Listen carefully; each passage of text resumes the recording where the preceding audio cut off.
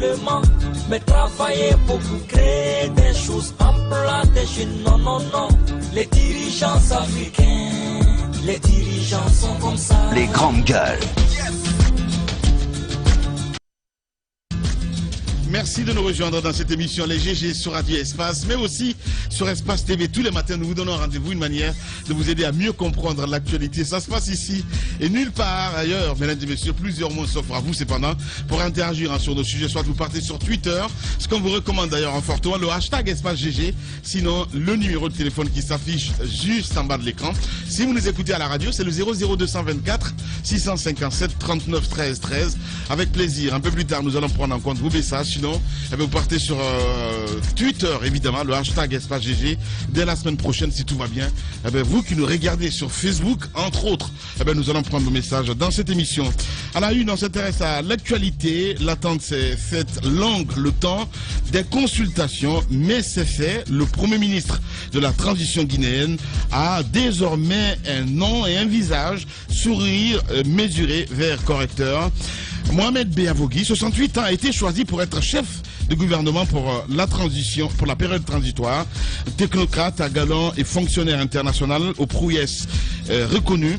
Le nouveau Premier ministre devra donc être très vite se pencher sur une diversité de dossiers brûlants. Nous essayons de comprendre ce matin qui est Mohamed Beavogui, à quel chantier devrait-il s'attaquer prioritairement. Des questions posées ce matin. Quelles sont ses marges de manœuvre et ses chances de réussite? Sidia Touré, il est président de l'UFR. Dr Ousmane Kaba, président du PADES. Dr Faya Milimono, évidemment président de BL. Les politiques s'expriment ce matin chez les GG sur Radio Espace Guinée.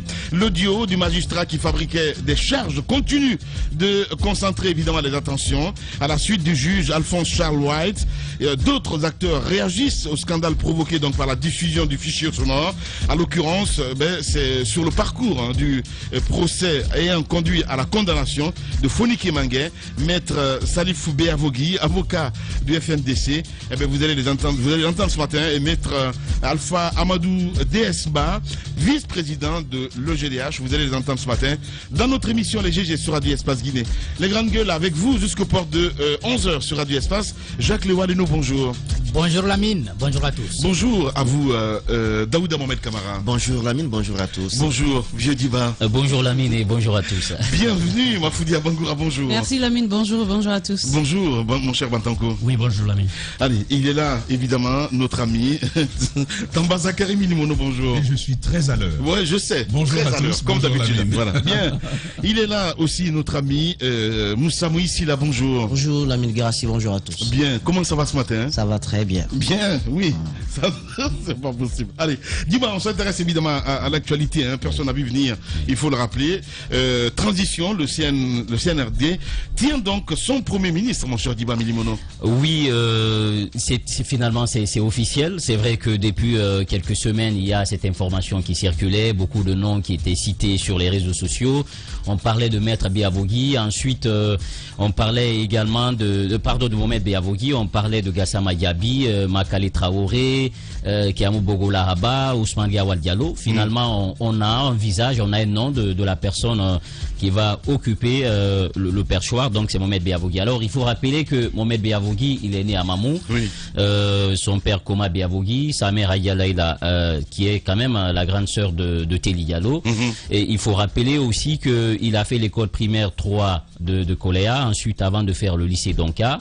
Oui. Et le lycée Donka, il est allé à l'Institut Polytechnique de Gamal Abdel Nasser de Conakry, avant de s'envoler pour Leningrad où il a fait ses études en construction technique et engin mine. Oui. Donc de là, il s'envole pour les États-Unis, il fait une autre formation à Harvard.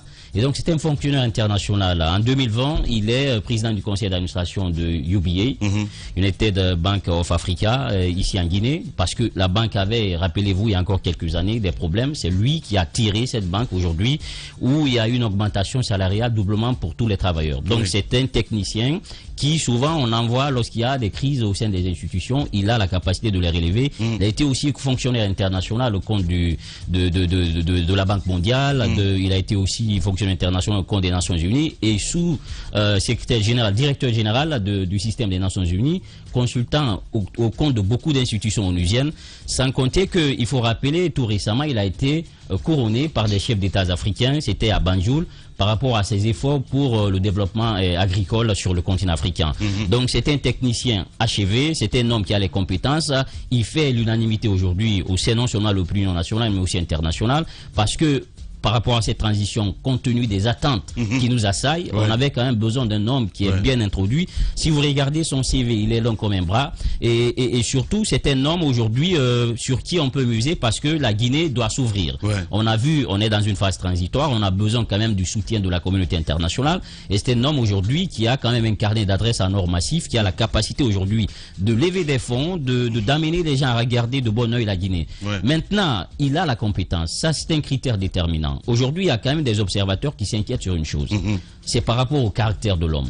Parce que n'oubliez pas que nous sommes dans une transition. Il avait été proposé en 2007, lorsqu'il y a eu la crise, lui, Lansana Kouyaté, et son nom, il paraîtrait, est revenu 2 fois. Finalement, le président Lansana Conté, le général, a lancé son dévolu, jeté son dévolu sur Lansana Kouyaté. Et il a patience à payer. Aujourd'hui, il est Premier ministre, mais il faudrait qu'il fasse un alliage. Il a la compétence, mais il faut aussi du caractère. Parce que dans la transition, avec des hommes en uniforme, on a vu en 2008 Cabinet Komara. Cabinet Komara, il est venu comme lui. C'est des diplomates, c'est un fonctionnaire international. Il avait les compétences, mais on sait que c'est un homme qui a été complètement écrasé. Il avait une bonne volonté, il avait une vision pour le pays, il pouvait à lui seul faire réussir la transition. Mais malheureusement, on l'a pas écouté. Il prenait des décisions le matin et le soir, on l'appelait avec un téléphone pour lui faire regretter, pour lui dire attention, c'est pas vous qui dirigez cette transition, c'est nous les militaires. Il faut que vous nous écoutiez. Donc, son poste était vide de contenu et nous espérons que cette fois-ci, on ne va pas retomber dans le même travers. Il faudrait qu'à un moment donné, qu'il puisse avoir le courage de dire quand ça ne va pas, attention, on est en train de s'écarter de la ligne de départ. Il faudrait faire attention et amener quand même Mamadi Doumbouya aujourd'hui qui a la volonté réellement à travers ses discours de ne pas commettre les erreurs du passé. Donc on a besoin aujourd'hui d'un Premier ministre qui est compétent, ça il a, mais aussi un homme à point qui a du caractère, un moment qui peut taper du poing sur la table. Pour finir rapidement Lamine, sur la charte de la transition, pourquoi je le dis? Parce que n'oubliez pas que dans cette charte de la transition, il y a eu des observations qui ont été faites par des juristes. D'abord, on estime que dans la charte de la transition, le poste du Premier ministre est vide de contenu. Pourquoi? Au niveau de l'article 38, on dit que c'est le président qui pilote la politique de la nation, qui détermine et conduit la politique de la nation. Alors que dans toutes les constitutions au monde, ça relève du domaine du Premier ministre. Est-ce qu'il faut revoir cela pour quand même étoffer son poste, lui donner disons la latitude de pouvoir mettre en application sa politique? Ça c'est la grosse interrogation. Au niveau de l'article 50 en même temps, on estime que le Premier ministre est responsable devant le chef de l'État, le président de la transition. Alors on ne précise pas de quelle responsabilité. Est-ce que c'est une responsabilité civile, individuelle, politique? On va dire c'est politique, hein, voilà. C'est des fusibles quoi. C'est des fusibles, voilà. Donc aujourd'hui, beaucoup estiment qu'il faut revoir cela parce que le Premier ministre n'est responsable politiquement que devant le CNT qui fait office d'assemblée et les membres du gouvernement. Pénalement, il est responsable devant le procureur général de la République. Et si on dit tout simplement qu'il est responsable devant le président de la transition et qu'on se limite là, je pense qu'il faut corriger ça. Globalement, c'est un homme qui est compétent. Moi, je lui tire mon chapeau. J'ai regardé son CV. Je pense qu'avec lui, l'espoir est permis. Justement, l'espoir est permis. On va essayer d'en savoir un peu plus avec vous, Jacques Lewalino. Faut-il se référer au CV, mon cher Jacques, parce qu'il le dit, s'il n'a pas la main libre, eh ben, c'est patatras. Hein. On va assister un petit peu à Dadis bis, hein, quelque part. Le CV ne suffit pas. Si c'était même avec l'ancien président, j'allais dire, ça n'allait servir à rien.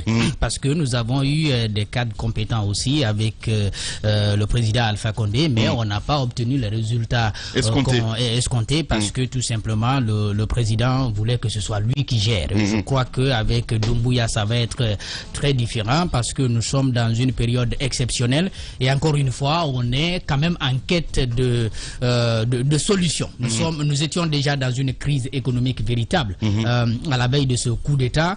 Donc il n'y a pas seulement la transition elle-même qui nous intéresse, c'est-à-dire financer les activités qui seront répertoriées, identifiées, à mettre en œuvre pour nous sortir de cette période d'exception. Il y a également la crise économique à laquelle il va falloir faire face pour quand même permettre, n'est-ce pas, à la nation guinéenne de se tenir debout.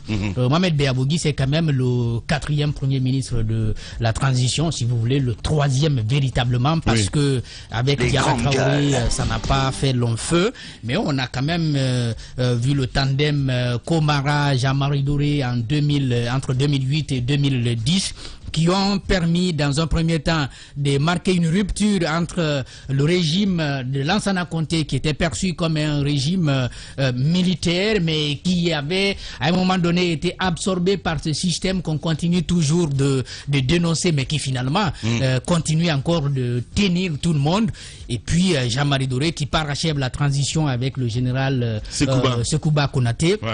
On n'aurait pas imaginé qu'on pourrait encore se trouver dans une telle situation. Donc, encore une fois, on a Mohamed Beabogui qui va avoir la même mission presque que les deux précédents, mais je me dis avec une situation beaucoup plus compliquée parce que il y a la situation économique que j'évoquais tantôt, il y a également les sanctions, elles sont réelles. Même si on ne continue plus à en parler, mais ce sont quand même des sanctions qui ont été prises par la CEDEAO, qui ont été avalisées par les institutions internationales. Et là où on l'attend, c'est bien évidemment là où son CV, son parcours pourrait nous être utile, c'est de créer ce contact entre ces institutions internationales et la Guinée pour amener, n'est-ce pas, tous ceux qui regardent la Guinée, qui ont l'habitude d'accompagner la Guinée, à revenir et ne pas se dire non, on va laisser la junte se débrouiller seule parce que tout simplement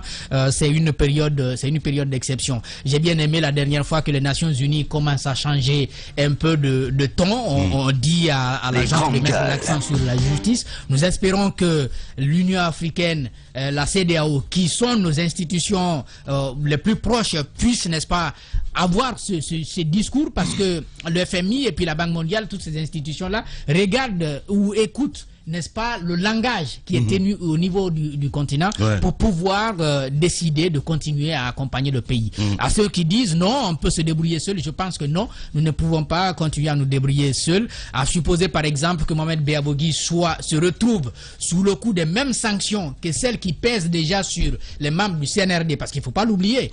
Colonel Doumbouya et ses hommes sont sous le coup de ces sanctions de la communauté internationale. Si Mohamed Beabogui se retrouve sous le coup de ces mêmes sanctions, ça veut dire qu'il y a des freins. Donc en même temps il faut je veux compter sur son leadership pour pouvoir, n'est-ce pas, ouvrir des portes au pays. Justement, Jacques Liwa Leno, peut-on dire que l'espoir est permis, mon cher Daouda Mohamed Kamara? Oui, l'espoir peut être permis lorsque les Guinéens acceptent qu'on aille vraiment vers la sortie de cette transition. Parce que il faut pas aujourd'hui qu'on veuille perdurer dans la transition et qu'on perde l'essentiel de ce qu'on doit faire pendant cette période de transition. Et il faut déjà se réjouir que, même si ça peut fâcher les Morianais, il faut se réjouir que la primature après 11 ans, et après 11 ans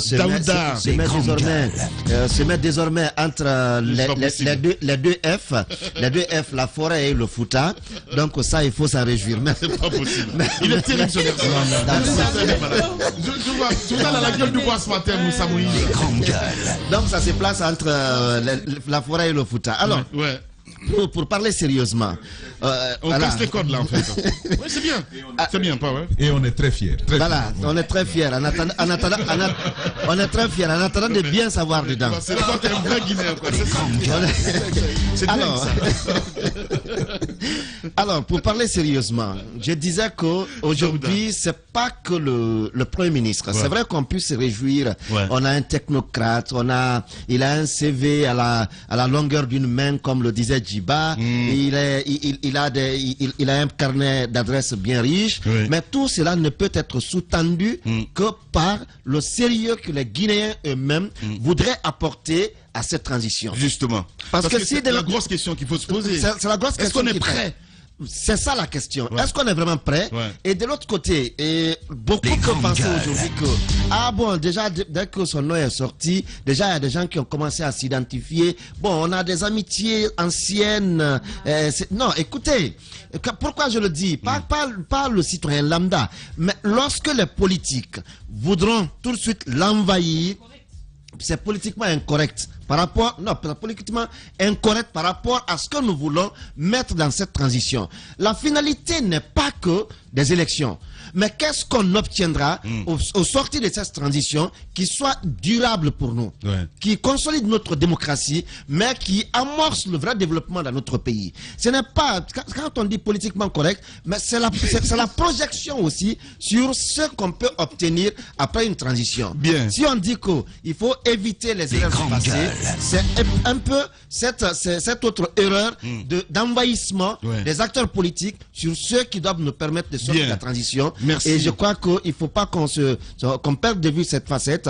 Il faut aller vers l'accompagnement, le travail, que la Guinée se remette avec les institutions internationales afin de sortir de cette transition. Même si Lamine veut mériter la parole. Ben oui, parce que ça fait 5 minutes quand même, mon grand. Voilà, comme tout le monde. Allez, il y avait beaucoup de noms qui circulaient, mon cher Bantankou. Hein. On aurait même appris en coulisses Abessila, Makale, entre autres. Il y a même d'autres qui ont proposé à fond de leur parti, c'est-à-dire à se débarrasser de leur parti pour être Premier ministre. Vous vous rendez compte? Il y a eu déjà des campagnes qui avaient été amorcées. On parle d'Abessila là. Hein. Oui, il y a même des gens qui ont commencé.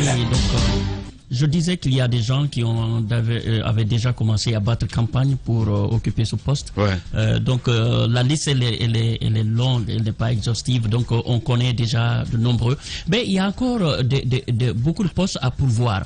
Mais qu'à cela ne tienne, dans la nomination, on a commencé. Il faut rappeler aussi que le colonel Amara Kamara aussi vient d'être nommé ministre secrétaire général. Voilà. Oui, effectivement, mais c'est le porte-parole. Donc on va commencer. Il y a eu beaucoup qui ont postulé peut-être pour ce poste de Premier ministre, mais il faut savoir qu'il y a assez de postes à pourvoir. Mais là n'est pas le problème. Le problème, comment est-ce qu'on va amorcer maintenant le véritable travail? Parce que dans ce pays-là, tout est à refaire. C'est vrai. Dans aucun domaine, on dira ici, alhamdoulilah. Donc, il y a un chantier qui est ouvert, il y a du travail à faire. Le Premier ministre, tout le monde a parlé. C'est un technocrate chevronné. L'espoir qui renaît un petit peu, ça fait un petit peu les années Sidia Touré, quoi. Oui. 1996. Effectivement, là, si beaucoup d'entre eux ne se souviennent pas de... Des grands gars. Il était trop petit, quoi. C'est vrai. Mafoudia, je sais me passer. Elle avait 3 ans peut-être. Cette époque, donc... Mais elle avait 3 ans, Mafoudia. Quand on revient aujourd'hui au poste de Premier ministre, on ne va pas se perdre. Donc, on sait que c'est une personne qui a été nommée. Et quiconque est nommé a un compte à rendre. Mais il ne faudrait pas qu'on se perde dans cette situation. Le compte à rendre, ce n'est pas au président du CNRD. Le compte qu'il devra avoir à rendre, c'est au peuple de Guinée. Donc, on va comprendre cela d'abord pour un premier temps. Et aujourd'hui, le problème... c'est surtout sur l'armée qu'on va essayer de travailler encore. Parce que vous savez, aujourd'hui, l'armée, la plupart, l'exemple qu'on a reçu, c'est que l'armée travaille pour une personne et non pour le peuple. C'est-à-dire, c'est jusque-là. L'armée exécute des ordres, même si parfois, il faut savoir que c'est à l'encontre donc de les valeurs républicaines. Mais si on essaie de travailler sur cela, parce que tout le monde a peur de cette armée. Alors moi, je pense que le CNRD doit se focaliser sur cela pour essayer de travailler, faire un travail de fond. On verra qui, peut-être, on va choisir pour essayer de faire ces réformes qui ont été toujours annoncées, mais qui ne voient pas jour. Mais Béavogui, aujourd'hui, tout se jouera aussi sur l'équipe qu'il formera. Et lui, il doit servir d'exemple, parce que si vous êtes au niveau donc de la tête et que vous ne donnez pas le bel exemple, les autres aussi ne pourront pas suivre. Mais moi, je pense que dès le premier moment, les personnes qui seront choisies, si il voit en lui une personne qui vient pour effectivement faire le travail dont tous les Guinéens attendent, moi je pense qu'en ce moment-là, on n'aura pas assez de choses à craindre, parce que là, il faut dire, cette transition, c'est pour juste baliser le chemin. L'équipe qui sera là pour faire le véritable travail, ce sera celle qui va venir après que le président de la République est élu. Donc moi je pense que aujourd'hui, que ce soit Béavogui ou le président du CNRD, tout le monde doit se focaliser sur cet aspect-là, que nous devons savoir que ce n'est que le chemin qu'on est en train de baliser pour qu'on puisse sortir de cette transition aussi vite qu'on pourra. Voilà, Ibrahima Bantankou Diba a émis pas des doutes, mais plutôt des inquiétudes, parce qu'on a vu quand même autant de Alpha Mamadi Yula qui était complètement effacé. Est-ce qu'on peut dire c'est le même profil, parce qu'on parle d'économistes, entre autres, Mafoudia Bangoura? Bon, Même profil, peut-être que spécifiquement, il peut y avoir la différence, mais ils sont tous compétents. Maintenant, quand on est à un poste tel que poste de Premier ministre, est-ce que la compétence sur papier, c'est tout ce qu'il suffit? En fait, l'histoire de la Guinée, si tu veux, ces 10 dernières années, on n'a pas eu vraiment un Premier ministre volcan. Voilà, j'ai envie de dire. Moi, je pense que ce qu'on n'a pas eu. C'est vrai, ma frère. Non, je pense que. On a failli. Non, oui, c'est pourquoi je pense que ce qu'on n'a pas eu, c'est un meilleur cadre pour le travail. Ne réveille pas les morts là, s'il te plaît. C'est un meilleur cadre pour le travail. Et pour commencer, je voudrais entamer bien ce que Jacques disait vers la fin. Aujourd'hui, moi, je pense que ce nouveau Premier ministre peut être une clé pour le CNRD au moment où il y a eu ce coup d'État et quand on sait que même diplomatiquement, les États peuvent ne pas être d'accord, mais souvent c'est de facettes, parce qu'on a vu quand même la situation du pays. Donc il faudra une certaine drague, et qui, pour mieux le faire, si c'est un Premier ministre qui a son carnet d'adresses, qui a aujourd'hui les compétences, la voix, les mots qu'il faut pour pouvoir dire à ceux qui sont à l'extérieur, venez.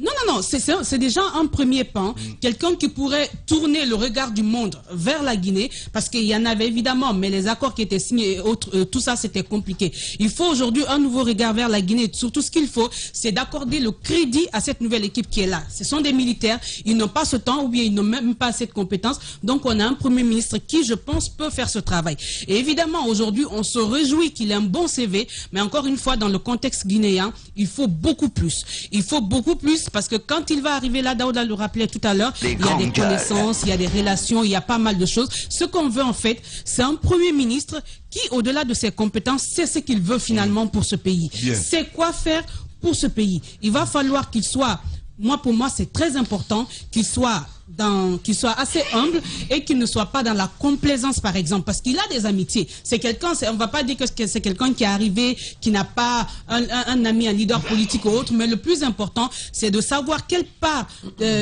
différence lui il fait pour faire les bons choix pour que la Guinée puisse aller de l'avant. Et pour terminer, pour moi, compétent, humble ou autre, ce qu'il faut aujourd'hui, c'est de mettre en place un mécanisme de contrôle.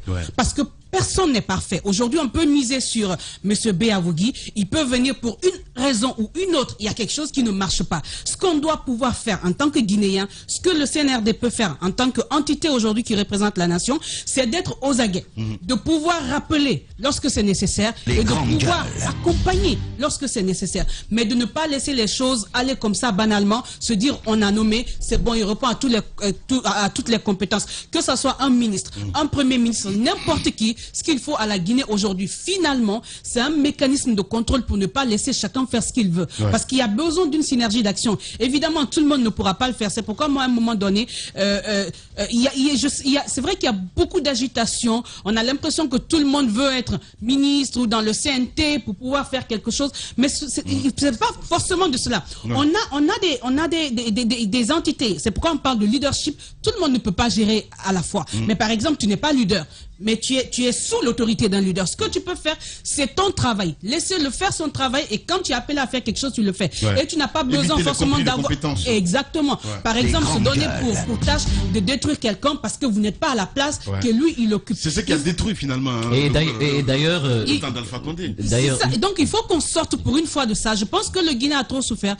La situation qu'on vit ici, je pense que si on rate ça, ce sera comme quand vous avez un enfant qui pleure par cause d'un bonbon, vous lui tendez chaque fois les bonbons, mais vous ne lui donnez pas. À un moment, l'espoir devient tel que, même quand il y a une possibilité, c'est fini, vous détruisez tout. Je pense qu'on a une chance aujourd'hui de repartir de plus belle. Il faut une synergie d'action, qu'on ait poste ou pas. Que tu sois même un simple ramasseur d'ordures, je sais pas, fais seulement bien ton travail et laisse l'autre faire son travail pour qu'on puisse sortir de cette situation. À chacun ses compétences. Oui, justement, pourquoi je soulève moi-même des inquiétudes le concernant, parce que lui vient dans une situation exceptionnelle. Il a des élections organisées et on sait que le problème de la Guinée ces 10 dernières années, c'est autour des élections. Il y a une constitution qu'il faille faire et également le fichier électoral. Donc, la question elle est hautement sensible. C'est bien ce qu'il dit Maf, parce que si tout le monde fait son boulot, donc je veux dire, il n'a pas à s'ingérer du côté de la CENI. Voilà, donc tout ça, je pense qu'aujourd'hui, il faut que ça soit cadré pour qu'on puisse quand même réussir. Maintenant, pour ceux qui ne sont pas retrouvés à la primature, à un moment donné, il faudrait qu'on accepte quand même qu'il y ait l'union sacrée autour de lui. Il ne faudrait pas qu'on dise, bon, moi je voulais venir, je ne suis pas venu, après, voilà, il faut sortir de cela. Bien, allez-y, mon cher Moussa Moïsi, là. Bonjour, bien, allez-y mon grand, voilà. Je trouve que c'est un Guinéen tout court. Parce que Mohamed Biavogui, au-delà de sa compétence, de son CV, dont on parlait tantôt mes collègues, je trouve qu'on peut avoir tout ça, mais si on n'aime pas la Guinée, on ne réussira pas. Il faut aimer son pays.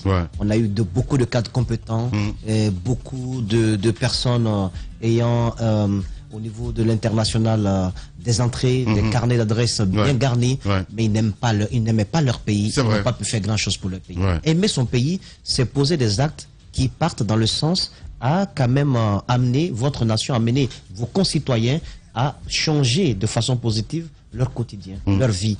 Donc, quand on n'aime pas son pays, on pose des actes allant dans l'intérêt d'un clan, allant dans vos propres intérêts, allant dans l'intérêt peut-être d'une communauté. Je pense qu'il faut d'abord aimer son pays et je présume que ce monsieur aime son pays.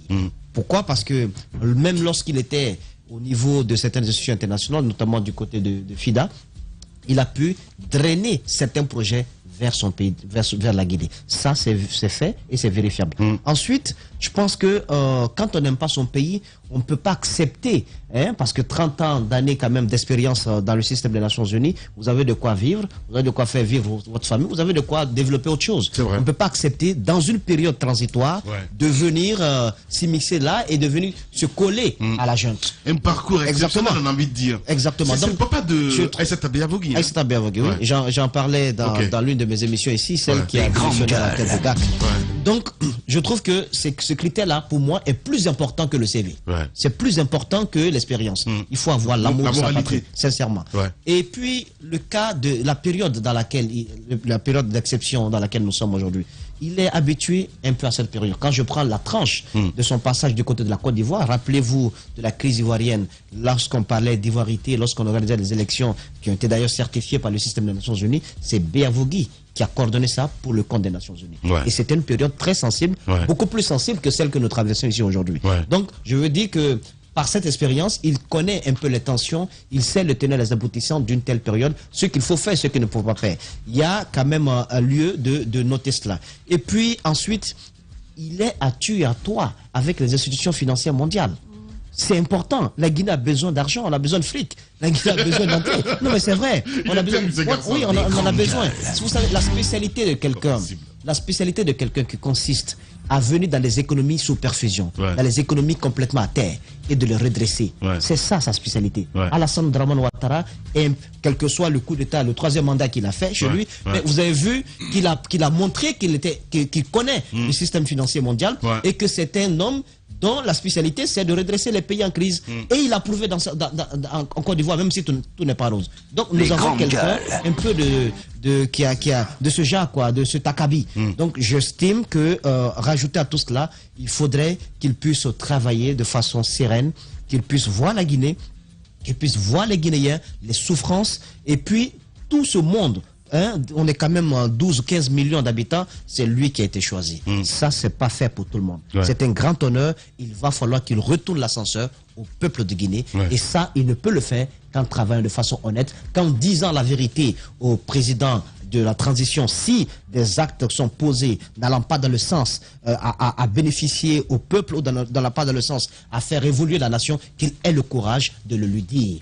Qu'il ait le courage aussi de rectifier certaines choses quand des actes sont posés, même par l'entourage, qu'il puisse alerter à temps. Parce qu'on sait, c'est un poste qui est stratégique, mais c'est un poste qui dépend du président de la transition, faut être clair. C'est-à-dire le coup de franche ou pas, quand tu es Premier ministre, même dans une période constitutionnelle où nous sommes dans un État à la tête duquel se trouve un civil, même lorsque vous êtes dans cette période, vous êtes Premier ministre, vous n'avez pas toutes les capacités d'action.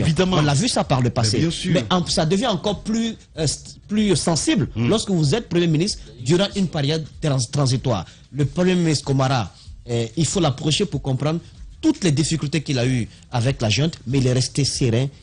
Il a refusé de démissionner et il n'avait pas de salaire, lui. Il a accepté de travailler pour le pays. Donc, je pense qu'il faut avoir du caractère et au regard de ce que nous savons de lui en termes d'expérience, il a ce caractère-là. Vatiamo Amara Kamara, lui, il est secrétaire général à la présidence. Vatiamo. Non, Vatiamo. Il te parle cognaqué. Donc, c'est les cognaqués prennent la présidence. Non, mais c'est pas la totale, c'est ça. Quand il parlait de Fourikas, ça m'a fait rire. Oui. On n'est pas pressé. On arrive. Mais moi, le problème c'est que quand vous avez un sang mêlé, vous ne perdez jamais. Ah, terrible. Allez-y, bonsoir. Oui. Non, mais... C'est pas possible. Bah oui. C'est pour ça qu'il est brillant comme ça, en fait. Ouais, c'est vrai. Il a vraiment hautement mélangé, lui. Allez-y. Alors, il y a, sur les compétences, rien à dire. Hein. Ouais. On a lu le CV long comme un bras. Djiba l'a présenté avec beaucoup de brio, par ailleurs. Hein, Djiba. Donc sur les compétences, il y a vraiment rien à dire. C'est un monsieur qui a passé sa vie à faire des compétitions internationales pour parvenir à des positions. Il te parle le russe, il te parle l'anglais, il te parle l'italien, il te parle l'espagnol, il te parle le soussou, le poulard, le tomba. C'est un vrai Guinéen. C'est pas un Guinéen Waworo, quoi. C'est un vrai monsieur. Ça, c'est donc, rare. En termes de compétences. Chez les GG, que tout le monde soit comme ça, sur la même longueur d'onde, quoi. C'est dingue. Sur les compétences, oui. Sur les compétences, il n'y a vraiment pas grand chose à dire. Ouais. Et Moussa Moïse l'a souligné. Nous sommes à un carrefour de l'histoire où nous avons besoin d'avoir des alliés au niveau sous-régional, des alliés au niveau international. Là, c'est vraiment l'offensive internationale, à mon avis, qui traduit la volonté du CNRD, qui a aussi pris en compte la réalité que la Guinée ne peut pas évoluer dans cette logique-là à vase clos sans minimiser un peu les tensions, les oppositions qu'il y a partout. Et donc, on a ce monsieur-là. Et puis, vous savez, il y a quelque chose de très, très intéressant que j'aimerais partager. Quand on parle de mobilisation des ressources financières, mais mobilisation des partenaires aussi, parce que ce sont tous des éléments de mobilisation. Quand on parle de mobilisation des ressources, on n'indexe pas la capacité d'un homme à aller chercher de l'argent et à le ramener. Ce que l'on veut dire par mobilisation des ressources, c'est la capacité dont dispose un homme ou une organisation à créer des liens, des relations, à les maintenir en vue d'atteindre ses objectifs. On ne vous mentionne même pas l'argent. Et nous avons un tel monsieur qui a un carnet d'adresses bien fourni, et ça, c'est un atout précieux qu'il faut souligner dans le cadre de cette transition-là. Les amis l'ont particulièrement dit. Et puis, il faut le dire, Djiba a parlé d'élection, d'écriture de la Constitution. En fait, en un mot comme en mille, il faut tout simplement dire que ce Premier ministre a une charge importante, celle de la refondation de la nation, telle que le CNRD même a voulu le dire. Donc ce n'est pas un petit chantier de Premier ministre. C'est vraiment un chantier dont la cible est l'État. Et l'État, et peut-être même, pourquoi pas, la nation. Parce qu'ils ont parlé d'hommes nouveaux. Ils ont parlé de Guinéens nouveaux, de communication pour pouvoir changer de comportement. Ils ont parlé d'écrire une nouvelle constitution et des lois qui doivent aller avec, revoir le fichier électoral. Ils ont même parlé de refonte de ce fichier électoral. On parle de refonte de ce fichier électoral. L'organisation des élections nationales, ce n'est pas qu'une élection présidentielle. On ira au local, on ira aux législatives, bien entendu le référendum avant, et on ira à la présidentielle. Donc c'est tout un chantier. En fait, c'est un bloc d'élections que ce monsieur va devoir coordonner. Pour cela, il lui faudra du caractère. Du caractère. Encore une fois, c'est pas les compétences qui vont sauver la Guinée, mais c'est le caractère, la façon dont on tient aux valeurs et aux principes. Et ce monsieur, pour les postes qu'il a occupés, le Fonds international pour le développement agricole, le FIDA, qu'il a dirigé à des échelles spécifiques, parce qu'il faut dire qu'il n'a pas été parachuté là-bas, il a commencé à un niveau jusqu'à en tenir la tête. C'est une question, si vous n'avez pas, parce qu'il y a des niveaux de responsabilité, ce n'est même plus vos compétences que l'on questionne. Exactement, par concours aux Nations Unies, à l'intérieur d'un bloc, ils appellent ça une base de données d'experts et de compétences. Et c'est comme ça qu'il y arrive. Et donc, ce n'est pas les compétences que l'on questionne, c'est votre moralité que l'on questionne. La Bible dit que la fin d'une chose vaut mieux que son commencement. Moi, je dis, s'il a eu tout ce beau parcours, acceptera-t-il de venir le souiller en fin de vie, encore une fois? Je ne crois pas. Et Lamine, il faut quand même lui dire, tu as toutes tes compétences, c'est vrai. Tu as tous ces atouts, c'est vrai. On sait que sur le métier, tu sauras le faire. Cela dit, il y a des réserves importantes quand même qu'il faut souligner. La première réserve, c'est la question de la connaissance de l'environnement. L'environnement guinéen. Parce qu'il peut connaître le monde. Mais ce monsieur a eu un parcours essentiellement en dehors de la Guinée. Ouais. Et le Guinéen est particulier. Le Guinéen est intelligent. Quand il veut faire du bien, il sait le faire. Ouais. Quand il veut te rouler, ça aussi, il sait le faire. Ouais. Et il n'hésiterait pas. Et on connaît le contexte à faire appel à ses ressources propres, mais même à des ressources surnaturelles pour faire entendre. Mais absolument, on est champion de ça. Quand même, ça a été, ces dernières semaines ont été un moment prolifique pour les marabouts. Ça, c'est effectivement une chose. On l'a vu en Prado. Oui, bien sûr. Vous voyez, hein, c'est absolument. Les marabouts ne te parlent pas un mot de français, il n'a aucune activité à part ça, mais elle est prolifique. Ça donne en raison de ce contexte. Et puis en parlant donc de ce contexte, je vais terminer avec ça. Il a des compétences et je crois aussi qu'il a du leadership. Mais il nous faudra un leadership contextualisé à la situation guinéenne. On va dire réinitialisé. Fédérer les gens, parce qu'on a déjà commencé. C'est un forestier. C'est un peu... Non, écoutez Lamine, c'est très important. C'est très important. Comment est-ce qu'on va gérer tout ça? Même si encore une fois, je rejoins Daouda pour dire que Moussa Moïse nous a fait entendre des choses sur Forêt-Caria. Alors notre tour est arrivé. Allez. Lamine, c'est que votre tour ne dure jamais longtemps. Eugène et Dani. Allez, vous êtes sur les GG. Les grandes gueules sur Espace, c'est la représentativité de la diversité de la société guinéenne. Ils n'ont jamais peur de défendre leurs idées. Entre débats animés, accrochages et éclats de rire, 2 heures de talk show pour parler, décrypter et débattre de l'actualité et des véritables préoccupations des Guinéens. De 9h à 11h sur Radio Espace et en simultané sur Espace TV. Espace TV Guinée est sur YouTube. Abonne-toi. Espace Guinée sur YouTube. Espace TV en avance sur les réseaux sociaux. Radio Espace, les grandes gueules. Leur spécialité, c'est la démesure totale. Tant qu'ils ne changeront pas, nous ne changerons pas non plus. Les grandes gueules, à suivre tous les jours sur la radio d'opinion. Radio Espace. L'idée des grandes gueules n'est pas d'être un petit village, dans sa fierté, face à tous les autres journalistes qui auraient renoncé. Ce que, de plus, nous ne croyons pas. Notre idée est plutôt de faire école, d'aider tout le monde et de constituer un laboratoire utile à tout le monde. Ici commence l'actualité de la Guinée. Bienvenue chez les GG. Chez les GG, nous pensons comme JMJ. Dire la vérité. La vérité, qu'elle plaise ou qu'elle blesse, est une pertinente attitude de sagesse. Le journalisme est la plus grande aventure humaine car il est mission, passion, vision, interrogation, immersion, quête de vérité et conquête d'objectivité.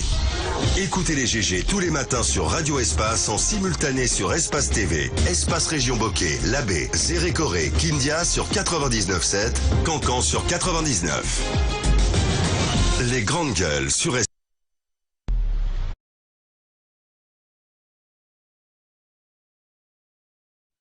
Vous nous regardez également sur Espace TV, vous nous écoutez à la radio sur Suite FM Guinée 99.1 ici à Conakry tous les soirs à 18h. Vous avez accès à cette émission en rediffusion. Et puis, après les grandes gueules ce matin, mesdames et messieurs, sur Espace TV, vous allez avoir ce numéro spécial avec Antoine Kourouma qui avait reçu évidemment il y a quelques années Mohamed Béavogui. Je le disais tantôt, l'attente s'est faite longue, le temps des consultations, mais c'est fait. Le Premier ministre de la transition guinéenne a désormais un nom nom, un visage, sourire mesuré, vert correcteur. Mohamed Beavogui, 68 ans, a été choisi pour être chef de gouvernement pour la période transitoire. Technocrate à galon et fonctionnaire international aux prouesses reconnues, le nouveau Premier ministre devra et très vite se pencher sur une diversité de dossiers brûlants, évidemment. Qui est Mohamed Beavogui? Vous avez suivi en tout cas le décryptage de chroniqueurs des GG. À quel chantier devrait-il s'attaquer prioritairement? Et quelles sont ses marges de manœuvre et ses chances de réussite? Dans un instant, si vous le voulez bien, nous allons partir sur le terrain, joindre Monsieur Sidia Touré. Il est le président de l'UFR. Il va intervenir d'un moment à l'autre, évidemment, sur Radio Espace. Docteur Ousmane Kaba, il est le président du PADES. Docteur Faya Minimono, président du BL. Vous allez les entendre ce matin dans cette émission, les GG sur Radio Espace Guinée. L'audio du magistrat qui fabriquait donc des charges continue de concentrer les attentions à la suite du juge Alphonse Charles White. D'autres acteurs réagissent au scandale provoqué donc par la diffusion du fichier sonore, à l'occurrence sur le parcours du procès ayant conduit à la condamnation du Foniki Menguer. Eh bien, maître Salifou Beavogui, avocat du FNDC, va intervenir ce matin chez nous. Maître Alpha Amadou DSBA, lui, il est vice-président de l'EGDH. Vous allez les entendre ce matin dans cette émission. Est-ce qu'il est prêt? Est-ce qu'il est là, Sidia Touré? Nous allons partir sur le terrain dans un instant, évidemment, de journal. Allez-y, mon cher Jacques Léo. Voilà, la question qui va directement se poser après la nomination de ce Premier ministre, c'est celle qui consiste à engager très rapidement les discussions pour former un gouvernement. Et si on s'en tient au discours du président Doumbouya, il avait dit qu'il allait mettre un gouvernement d'union nationale en place. Et par après, il y a eu plusieurs réactions. C'était assez curieux parce que venant du milieu politique où on disait on n'a pas besoin d'un gouvernement d'union nationale, mais un gouvernement de compétences pour pouvoir sortir le pays de cette situation. Moi, je continue à m'interroger sur la nécessité aujourd'hui de faire un choix entre le gouvernement d'union nationale comme celui que nous avons connu avec Jean-Marie Doré et le gouvernement, si vous voulez, un gouvernement efficace, un gouvernement de compétences, de technocrates qui va falloir prendre en compte les réalités du moment pour nous sortir de cette situation. En tout cas, je miserai pour cela parce que les questions identitaires vont commencer tout de suite à se poser. Malheureusement, le pays fonctionne comme ça. Il suffit seulement qu'on ait un nom à un département ministériel, on va chercher, n'est-ce pas, ses origines. Or, le gouvernement, c'est pas seulement la question électorale qu'il faut mettre en avant. Parce que si on se perd dans ça, on va oublier qu'il y a d'autres urgences auxquelles il va falloir faire. Ce sont les urgences de développement parce que les questions sanitaires, les questions de l'éducation et puis le développement local n'attendent pas. Bien. Jacques Léoua, nous partons sur le terrain. Le président Sidia Touré en direct, Bantanko. Les grandes gueules. Monsieur Touré, bonjour. Bonjour à vous. Merci. Bienvenue dans les grandes gueules. Alors, d'entrée de jeu, nous avons maintenant le nom et le visage donc du Premier ministre qui n'est autre que Monsieur Mohamed Beavogui.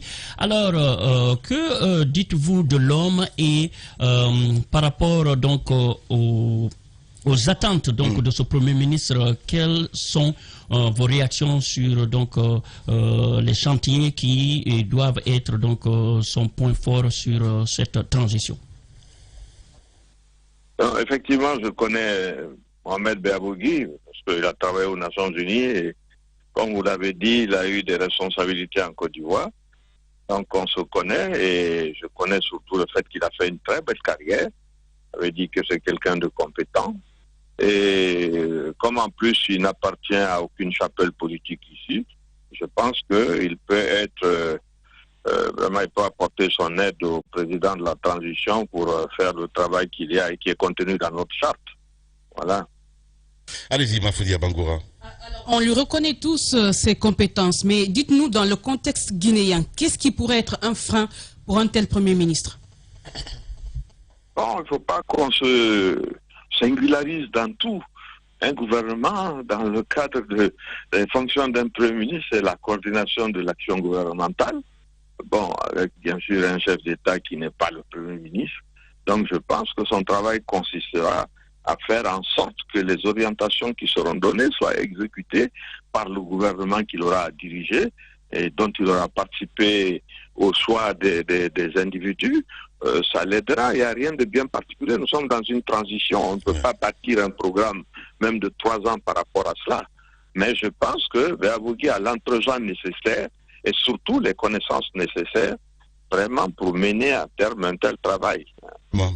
Allez, les connaissances, que cela suffirait? Oui, justement. Est-ce que, voilà, on parle des connaissances, tout le monde est unanime sur la question. On a connu Cabinet Komara, ici, sous Dadis, on sait, il n'avait pas les coups de franche, il a été complètement écrasé, malgré qu'il avait une volonté à aller de l'avant. Est-ce que vous attendiez à un tel scénario? D'ailleurs, en 1996, je le rappelais. Justement, vous êtes venu. Ça avait suscité beaucoup d'espoir, mais on a vu ce qui s'est passé. Si celui qui a la tête du pays ne vous facilite pas, ou s'il écoute trop ceux qui veulent votre descente aux enfers, ça ne peut pas marcher. Est-ce qu'on peut s'attendre à un tel scénario?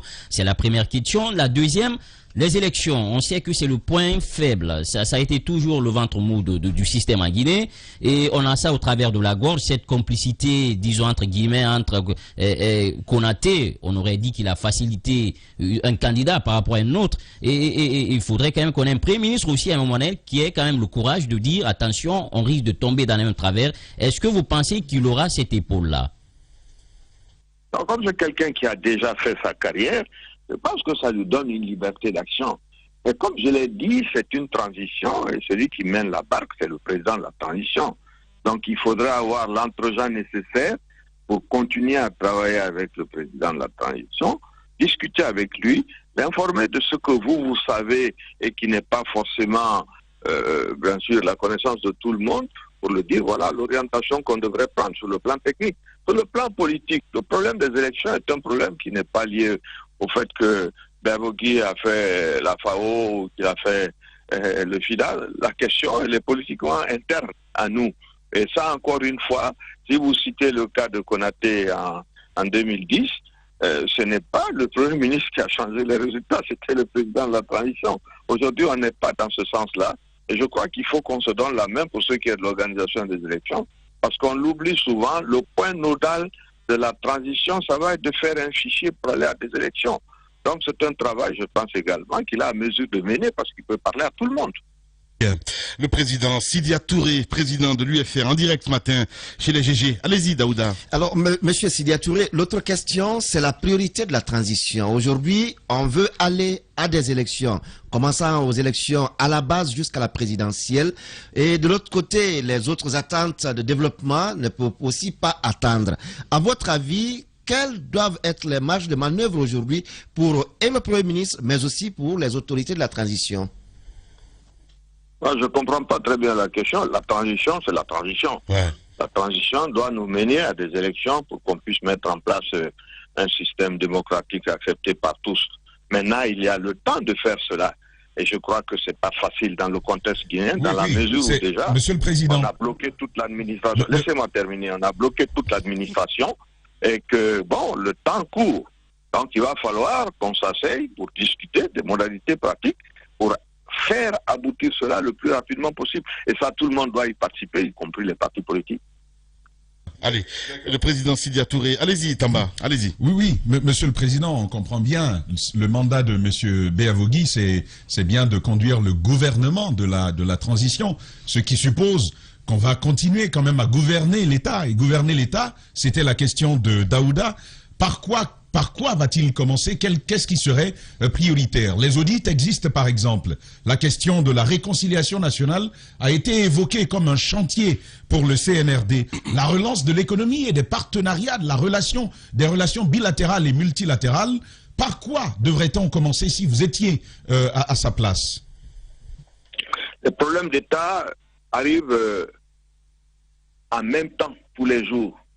Pas comme à la radio, vous gérez une radio. Quand vous avez à gérer un gouvernement, un pays, vous avez des problèmes sociaux, les problèmes agricoles, les problèmes infrastructurels, les relations avec l'étranger, les gouvernements avec le fonds, ainsi de suite.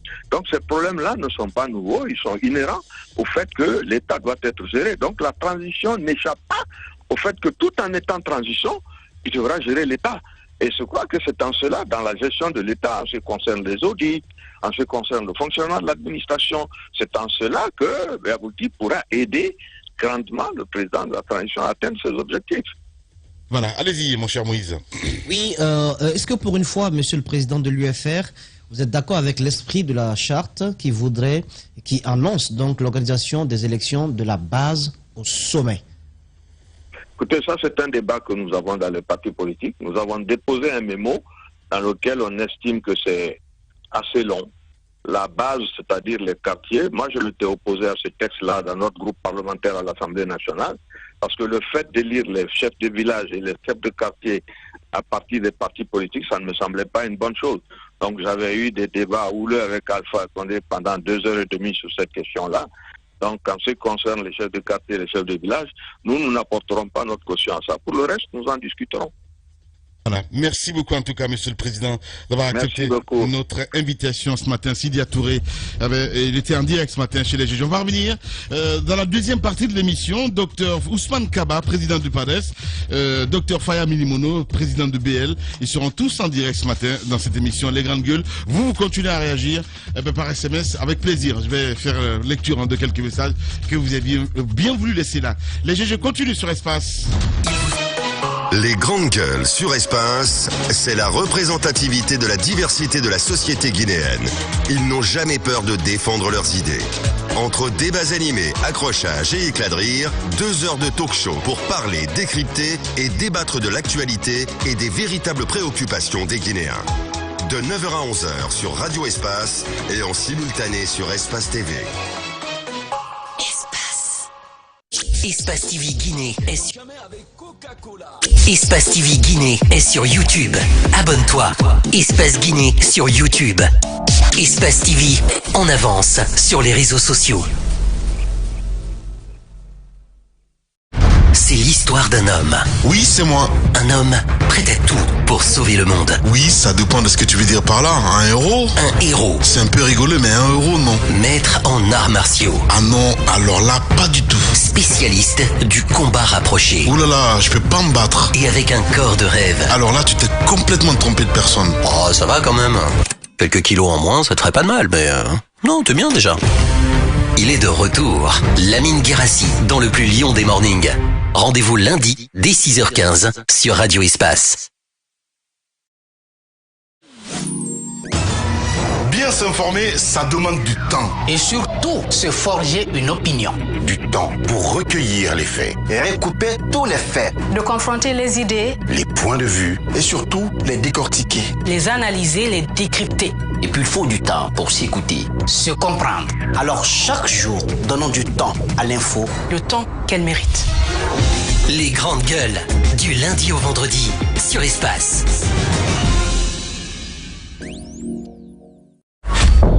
En route pour de nouveaux horizons. Aventure, évasion, rencontre, partage, dépaysement. Voir la Guinée autrement. Pour cette rentrée, nous vous proposons des inédits. Bienvenue sur Adafo Média.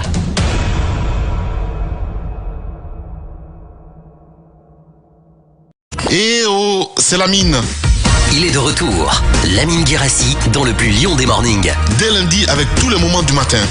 Tu n'as pas mis un peu de reverb par là? Ah non, pas du tout. Bon, ok. À lundi. Vivez une fête sensationnelle, mortelle, exceptionnelle. Multidimensionnelle peut-être? Non, désolé. Ah d'accord. Ce modèle d'annonce, il n'y a que Adafo Média pour le faire. Pour toute information, contactez-nous 628 06 06 60. Adafo Média. Et si vous commenciez maintenant? Espace TV Guinée est sur YouTube. Abonne-toi. Espace Guinée sur YouTube. Espace TV en avance sur les réseaux sociaux.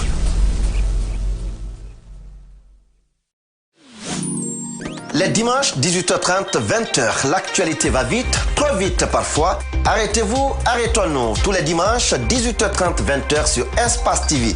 La pédagogie, les faits, rien que les faits, avec des journalistes, des hommes politiques et de la société civile. Le débat d'idées, même celles qui fâchent. Avec nos invités, vous allez vous faire votre opinion.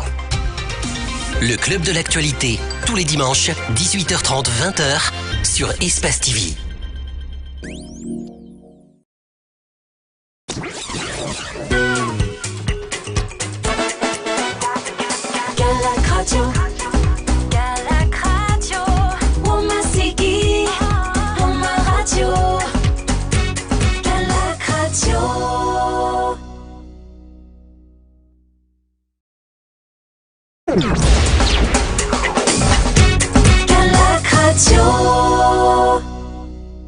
Espace TV Guinée est sur YouTube. Abonne-toi. Espace Guinée sur YouTube. Espace TV en avance sur les réseaux sociaux. Eh oh, c'est Lamine. Il est de retour. Lamine Guérassi dans le plus lion des mornings. Dès lundi avec tous les moments du matin. Tu n'as pas mis un peu de reverb par là? Ah non, pas du tout. Bon, ok. À lundi. C'est qui le champion à Guinée? C'est qui le champion à Guinée? Espace, espace, espace, espace, espace. C'est l'histoire d'un homme. Oui, c'est moi. Un homme prêt à tout pour sauver le monde. Oui, ça dépend de ce que tu veux dire par là. Un héros? Un héros. C'est un peu rigolo, mais un héros, non. Maître en arts martiaux. Ah non, alors là, pas du tout. Spécialiste du combat rapproché. Ouh là là, je peux pas me battre. Et avec un corps de rêve. Alors là, tu t'es complètement trompé de personne. Oh, ça va quand même. Quelques kilos en moins, ça te ferait pas de mal, mais... Non, t'es bien déjà. Il est de retour. Lamine Guérassi dans le plus lion des mornings. Rendez-vous lundi dès 6h15 sur Radio Espace. Bien s'informer, ça demande du temps. Et surtout, se forger une opinion. Du temps pour recueillir les faits. Et recouper tous les faits. De confronter les idées, Les points de vue. Et surtout, les décortiquer. les analyser, les décrypter. Et puis il faut du temps pour s'écouter, se comprendre. Alors chaque jour, donnons du temps à l'info. Le temps qu'elle mérite. Les grandes gueules, du lundi au vendredi sur Espace. C'est l'histoire d'un homme. Oui, c'est moi. Un homme prêt à tout pour sauver le monde. Oui, ça dépend de ce que tu veux dire par là. Un héros? Un héros. C'est un peu rigolo, mais un héros, non. Maître en arts martiaux. Ah non, alors là, pas du tout. Spécialiste du combat rapproché. Ouh là là, je peux pas me battre. Et avec un corps de rêve. Alors là, tu t'es complètement trompé de personne. Oh, ça va quand même. Quelques kilos en moins, ça te ferait pas de mal, mais... Non, t'es bien déjà. Il est de retour. Lamine Guérassi dans le plus lion des mornings. Rendez-vous lundi dès 6h15 sur Radio Espace.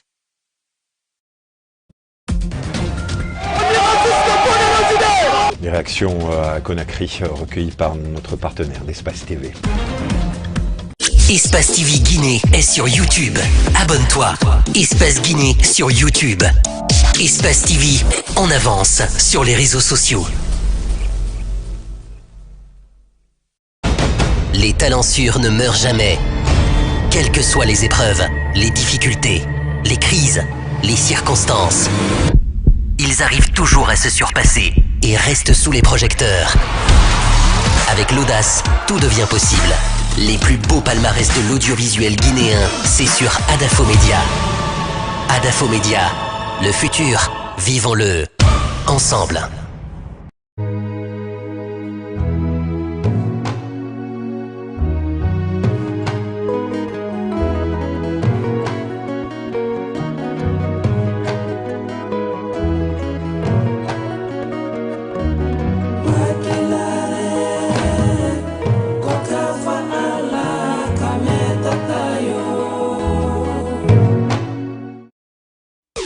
Radio Espace Guinée. Radio Espace Guinée. Amalapouya, Gorée, Koréra, Boubouya, Tabis, Pont-de-Fer, Solaya, Limania, Katako, Kolaboui, Filira, Amdalaï sur 99.7. Radio Espace Kakandé, la plus bagataille. La plus bagataille des radios. Eh oh, c'est Lamine. Il est de retour. Lamine Guérassi dans le plus lion des mornings. Dès lundi avec tous les moments du matin. Tu n'as pas mis un peu de reverb par là? Ah non, pas du tout. Bon, ok. À lundi. Espace TV Guinée est sur YouTube. Abonne-toi. Espace Guinée sur YouTube. Espace TV en avance sur les réseaux sociaux.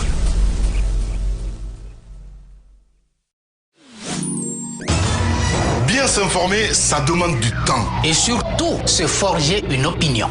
Du temps pour recueillir les faits. Et recouper tous les faits. De confronter les idées, Les points de vue. Et surtout, les décortiquer. les analyser, les décrypter. Et puis il faut du temps pour s'écouter, se comprendre.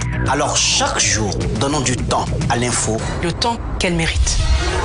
Les grandes gueules, du lundi au vendredi sur Espace.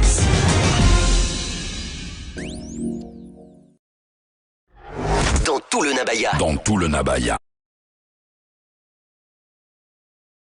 Tous les matins, vous nous regardez à la télévision, vous êtes de plus en plus nombreux, évidemment, à choisir les GG. Merci à vous, à l'international, Amadou Sou à la réalisation ici, à la radio, Kabine Kondé, Mamoudou Kondé, toute l'équipe à la régie, Mafata Sano. Merci de votre fidélité, continuez à réagir. Les contacts s'affichent juste en bas de l'écran, le 00224 657 39 13 13. Eh bien, si vous nous suivez sur Twitter, le hashtag Espace GG, avec plaisir, dans un instant, je me ferai plaisir de lire quelques messages que vous avez bien voulu laisser là. Je le disais tantôt, l'attente s'est faite longue, le temps des consultations, mais c'est fait. Le Premier ministre de la transition guinéenne a désormais un nom et un visage, sourire mesuré vers caractère. Mohamed Beavogui, 68 ans, a été choisi pour être chef du gouvernement pour la période transitoire, technocrate à galon et fonctionnaire international aux prouesses reconnues. Le nouveau Premier ministre devra et très vite se pencher sur une diversité de dossiers brûlants. Question ce matin, qui est Mohamed Beavogui? Vous avez suivi évidemment le portrait avec les chroniqueurs des GG. Quel chantier devrait-il s'attaquer prioritairement? Quelles sont ses marges de manœuvre et ses chances de réussite? Toutes ces questions posées ce matin chez les GG. Sidia Touré, président de l'UFR, vous l'avez entendu dans cette émission. Un peu plus tard, dans un instant, nous allons essayer de partir sur le terrain, joindre Dr Ousmane Kaba, il est le président de PADES, Dr Faya Milimono, président de BL. Vous allez les entendre ce matin dans cette émission, les GG sur Radio Espace Guinée. Oui, l'audio du magistrat qui fabriquait donc des charges continue de concentrer les attentions à la suite du juge Alphonse Charles White. D'autres acteurs réagissent au scandale provoqué par la diffusion du fichier sonore, en l'occurrence sur le parcours du procès ayant conduit donc à la condamnation de Fonike Manguet. Maître Beavogui, avocat de FNDC, vous allez l'avoir ce matin chez nous, et Maître Alpha Amadou DSBA, lui il est vice-président de l'OGDH. Vous allez les entendre ce matin chez les GG sur Radio Espace Guinée. Très nombreux ce matin à réagir. Nous allons essayer de partir avec quelques SMS évidemment sur le 657 39 13 13 avec ce premier message qui nous parvient à l'instant T. Bonjour l'ami. Ce matin à réagir. Nous allons essayer de partir avec quelques SMS évidemment sur le 657 39 13 13 avec ce premier message qui nous parvient à l'instant T. Bonjour l'ami. Ce matin à réagir. Nous allons essayer de partir avec quelques SMS évidemment sur le 657 39 13 13 avec ce premier message qui nous parvient. Sur la connaissance, M. Beavogui, certes son CV est riche, mais est-ce qu'il connaît l'administration guinéenne? C'est la question qu'il pose ce matin. En tout cas, les Guinéens ne cherchent pas un homme riche en CV, mais plutôt un homme qui a la probité morale, la responsabilité, le patriotisme, etc. Il est à l'œil, comme l'a dit un philosophe, les actions ne valent que dans leur finalité. Baga Camara qui nous envoie ce message.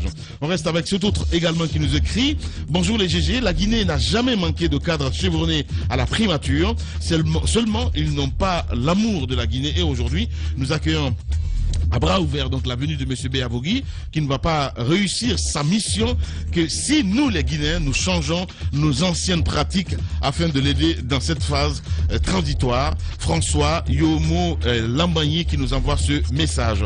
On reste avec cet autre également qui nous écrit: bonjour les GG, qu'est-ce qu'il dit ce monsieur? Ce nouveau Premier ministre est venu au bon moment donc pour les Guinéens, politiquement et économiquement. Donc souhaitons bonne chance, vive la Guinée.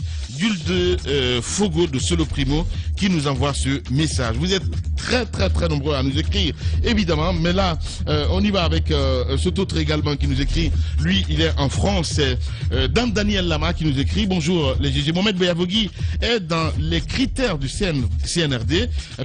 Il rassemble tous les bords, il est garant de la bonne gouvernance, il est dans le non-recyclage. C'est Daniel Lama qui nous envoie ce message. Merci à vous tous. Évidemment, on a aussi Lamarana Yemberin qui nous écrit aussi: bonjour les GG Lamine, je remercie le colonel président et je le félicite. Voilà le Premier ministre Beavogui. Merci beaucoup mon cher ami. On va rester dans le sillage maintenant sur Twitter avec Kabine Kondé de ce côté. Bonjour les GG. Lui c'est Diamantigi qui nous écrit. Voilà, qu'est-ce qu'il dit? Je n'ai aucun doute sur l'intégrité et la moralité donc de notre nouveau PM, vu qu'il a géré un poste où il assurait donc la gestion de centaines de millions, voilà, c'est ça, de dollars, et cela s'ajoute donc à l'intégrité morale de Doumbouya. Alors place au travail et bonne chance à notre nation, la Guinée. On va rester dans le sillage avec Kernon Aliou Lombé également qui nous écrit sur Twitter. Bonjour les GG, bonjour à toute l'équipe. La grandeur de l'homme se trouve donc dans sa décision d'être plus fort que sa condition. J'espère que M. Biavogui sera grand et de par ses actions à travers donc les bons choix des membres de son gouvernement et ses décisions dans l'application de sa politique. C'est Tierno Aguelus Lombé qui nous envoie ce message. On va rester dans le sillage avec Zebal Traoré également qui nous écrit sur Twitter, le temps que vous lisiez évidemment, parce que je vais essayer de voir un peu. C'est ça les jeux. Allez, voilà Zebal, je pense que vous avez vu son message. Sinon, on a cet autre également qui nous écrit, c'est Maurice Kourouma sur Twitter. Bonjour les GG, nous ne devons pas tomber dans l'euphorie après la nomination donc de cet homme. Le CVE m'importe très peu car nous avions vu celui de Doncas et quelques cadres qui nous ont déçus par le passé. Il faut juger les gens à l'acte. Bonne chance à lui, hashtag espace GG. On a procureur Emmanuel Loa également qui nous écrit. Nous sommes tous unanimes que le choix de Mohamed Biavogui est un grand signe au regard de son parcours irréprochable sur la scène internationale. Toutefois, ce n'est pas les diplômes qui vont nous rassurer totalement. Ce sont des actes, donc soyons vigilants, je vais dire. Voilà, merci beaucoup. On reste avec Ousmane Diaby également qui nous écrit sur Twitter. Bonjour les GG. Attention, il dit, avec les nominations qui commencent, les ministres doivent impérativement faire la déclaration de leurs biens. La charte n'en fait pas mention. C'est une erreur à corriger, sinon c'est pour se remplir les poches. Évidemment, c'est un auditeur qui nous envoie ce message. On reste avec Lamine Wankifon Bangoura également qui nous écrit. Bonjour les GG, nous souhaitons bonne chance au nouveau PM et à l'état actuel des choses, nous préférons donc un cadre honnête et intègre qu'un cadre international malhonnête. Que le PM soit un homme intègre, honnête, un réformateur sans complaisance qui préfère donc la Guinée avant tout. C'est évidemment un auditeur qui nous envoie ce message. On reste avec M. Diaby également sur Twitter. Monsieur Mohamed Biavogui. Au-delà de la ressemblance morphologique avec M. Sidia, c'est pas possible. Il a une certaine similarité professionnelle. Technocrate et diplomate affirmé, il devra donc cependant se surpasser pour toujours garder la même mise sur la transition. Le CV ne suffit pas. Il le met avec évidemment une croix. Voilà. M. Diaby du côté de la Turquie. On reste avec Aloussène qui nous écrit également sur Twitter. Aloussène qui nous écrit sur Twitter. Bonjour les GG. On veut des actions que des beaux parleurs, des diplômés dans des grandes universités, même des Sorbonnards, nous on a eu. Donc voilà, tout ce qui nous manque, c'est un pragmatique, voilà, quelqu'un qui agit et qu'on ressente ses actions positives sur le terrain. Tiwi Barry qui nous envoie ce message, évidemment. Pathé Kourou Diallo également qui nous écrit.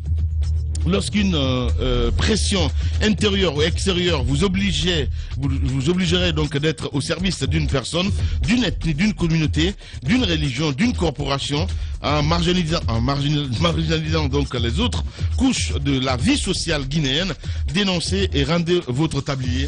Hashtag espace GG. Abdourahmane Kamara également qui nous écrit sur Twitter. Bonjour le turbo. Encore une fois, le colonel Mamadi Doumbouya continue à regagner la confiance du peuple de Guinée. Il nous a nommé un premier ministre qui parle pas créole mais plutôt vrai anglais et un bon parcours international et national. Voilà, bon vent au New PM. Voilà, c'est Abdourahmane Kamara qui nous envoie ce message. Un avant-dernier parce qu'il est 10h10. On a Abdoulaye Sako qui nous écrit. Il me semble tout à fait normal que les partis politiques fassent de l'exploration sur les supposés liens d'amitié du nouveau PM. C'est une guerre de positionnement psychologique, sauf qu'en réalité, et ça ne va pas changer l'orientation de la transition. #espace GG. On reste avec Saido qui nous écrit également le dernier. Bonjour les GG, cher PM. Les Guinéens vous découvrent à partir de cette nomination. Ce peuple a autant souffert, reste pessimiste tout en vous apportant donc son soutien et en vous jugeant sur les actes que vous poserez. Merci et bonne compréhension.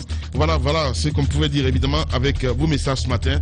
Dans un instant, c'est Maître Béavogui que nous allons avoir. Voilà, nous partons d'ailleurs sur le terrain dans un instant évidemment. Allez, mon cher Mafoudia, mon cher Daouda, voilà, on a écouté Sidia Touré et cette phrase justement à dire que au niveau, c'est Moussa qui a posé la question en ce qui concerne le calendrier des élections. Oui, je crois que c'est là-bas le problème il va se poser. Parce qu'on a vu avec Jean-Marie Doré, quand il a voulu à un moment donné, avec la transition, quand il a voulu qu'on parte avec les élections législatives avant la présidentielle, on a dit non, il veut s'éterniser à la primature, il veut éterniser la transition. Et cette fois également, lorsqu'on parle d'élections présidentielles avant les élections locales, les élections législatives, je me dis qu'on retombera dans les mêmes problèmes parce que tant qu'on n'a pas les éléments de base, on n'a pas une gouvernance à la base qui permette d'asseoir ou de débarrasser la base du sommet avec les problèmes concernant l'utilisation des maires, des chefs de quartier et autres dans la gestion des élections, on ne s'en sortira pas. Et lorsqu'on décide d'aller avec la refondation de la République, il faut se débarrasser de ces anciennes habitudes, que les politiques comprennent que Alpha Condé, c'est après plus de 40 ans de lutte qu'il est venu au pouvoir. Et ceux qui sont là aujourd'hui n'ont pas 40 ans d'expérience. Qu'ils comprennent que s'ils doivent venir au pouvoir, ils viendront. Mais ce n'est pas cette transition qui va les empêcher de venir au pouvoir, qu'ils permettent que le travail à fond soit fait. Et même, ça pourrait bien les aider, qu'ils viennent trouver que les jalons sont posés. Je crois qu'ils auront la possibilité, la facilité de gérer le pays, que de vouloir coûte que coûte à ce qu'on aille aujourd'hui à la présidentielle et que ce soit eux, une fois arrivés au pouvoir, qui vont organiser les élections locales, les élections législatives et autres. Je me dis que c'est un premier obstacle qui s'annonce en écoutant M. Sidia Touré ce matin sur il faut aller à la présidentielle d'abord avant les autres élections. Allez-y mon cher Diba. Oui, quand même c'est révoltant. Je me souviens de 2010 dans les accords de Ouagadougou, on avait à un moment donné, avant même les accords, on avait proposé à ce qu'on finisse avec les élections à la base avant d'aller avec la présidentielle. Les gens n'ont pas écouté. Si on continue à tenir les mêmes discours 10 années après, sachant que ce sont ces situations qui nous ont aujourd'hui conduit à ce scénario-là, je pense qu'à un moment donné, il faudrait qu'on pense d'abord au peuple de Guinée. Qu'on arrête de penser qu'au poste de président de la République. Il faudra, le moment venu, il faudra que les organisations de la société civile, médias compris, qu'on leur rappelle que la Guinée, là, ils ont fait leur jeu, hein, mais c'est pas pour eux seuls. Justement. Nous aussi, oui. on a notre avis. En fait, il y a un enjeu plus important que l'élection qui se dessine. Chaque fois on fait des élections, ça ne marche pas. Et on entend une autorité qui dit, refondons l'État, donnons les meilleures bases à notre État pour pouvoir avancer. Et puis quand on va nous ramener le même discours, je vais voir la position de chacun, mais moi je ne vais pas croiser les bras et continuer. S'il faut prendre une position claire là-dessus, c'est ce que nous ferons pour que nous dotions la Guinée cette fois d'institutions fortes qui puissent travailler concrètement. Mais ça a déjà commencé leur affaire, il faut aller à la présidentielle parce que ce qui intéresse on va écouter les autres acteurs pour savoir ce qu'ils veulent, mais ce qui intéresse la plupart, c'est comment arriver à Sékou Touréa le plus vite possible, mais trop vite, trop mal. Bien. Voilà, et est-ce que... Oui, nous avons... Qui nous avons en direct, évidemment, dans Ousmane. Voilà, docteur Ousmane Kaba, bonjour. Bonjour, Lamine Monté. Bien. Alors, bienvenue. Voilà, docteur, vous êtes en direct. Hein, voilà. Allez-y, mon cher Bantanko. Oui, docteur Ousmane Kaba, nous avons le Premier ministre, Mohamed Béavogui, que vous connaissez sans doute. Un mot sur sa personnalité et voilà, ses capacités. Mais aujourd'hui, la question aussi qui se pose, quelles sont les priorités donc, de ce Premier ministre avec son équipe? Moi, je ne le connais pas particulièrement, nous ne sommes pas familiers, mais je sais quand même qu'il a un bon parcours. Et donc, je pense qu'il sera capable d'animer des équipes puisqu'il a l'expérience à ce haut niveau de la diplomatie internationale. Donc, il pourra être utile à la Guinée, à mon avis. Voilà. Être utile à la Guinée. Vous me demandez... Ouais. Allez-y. Quand vous me demandez maintenant, quand vous me demandez les priorités, ce sont les priorités de la transition. À savoir mettre les institutions en place, qui va aider à cela, et organiser les élections pour qu'au sortir de la transition, on ait des élections consensuelles, avec tout ce que cela demande comme travail en amont. Mais en même temps, maintenir la stabilité macroéconomique, c'est-à-dire éviter les grands dérapages économiques. Alors, ceci suppose de gérer l'administration, évidemment, et à mon avis, la lutte contre la corruption doit être l'un de ses objectifs. Parce que sinon, on ne pourra rien faire. Voilà. Voilà. Alors, docteur... Continuez ici. Parlant de ces élections, aujourd'hui, la question qui se pose, c'est celle qui est toujours revenue en 2010. Les élections, que pensez-vous? Aller directement au présidentiel ou vous êtes pour ceux qui pensent qu'il faudrait alors commencer par la base, c'est-à-dire les législatives, et puis consolider avec les présidentielles? Bon, je pense que la question ne se pose vraiment pas. Parce que dans sa grande majorité, les hommes politiques ont tiré les leçons et la gente aussi.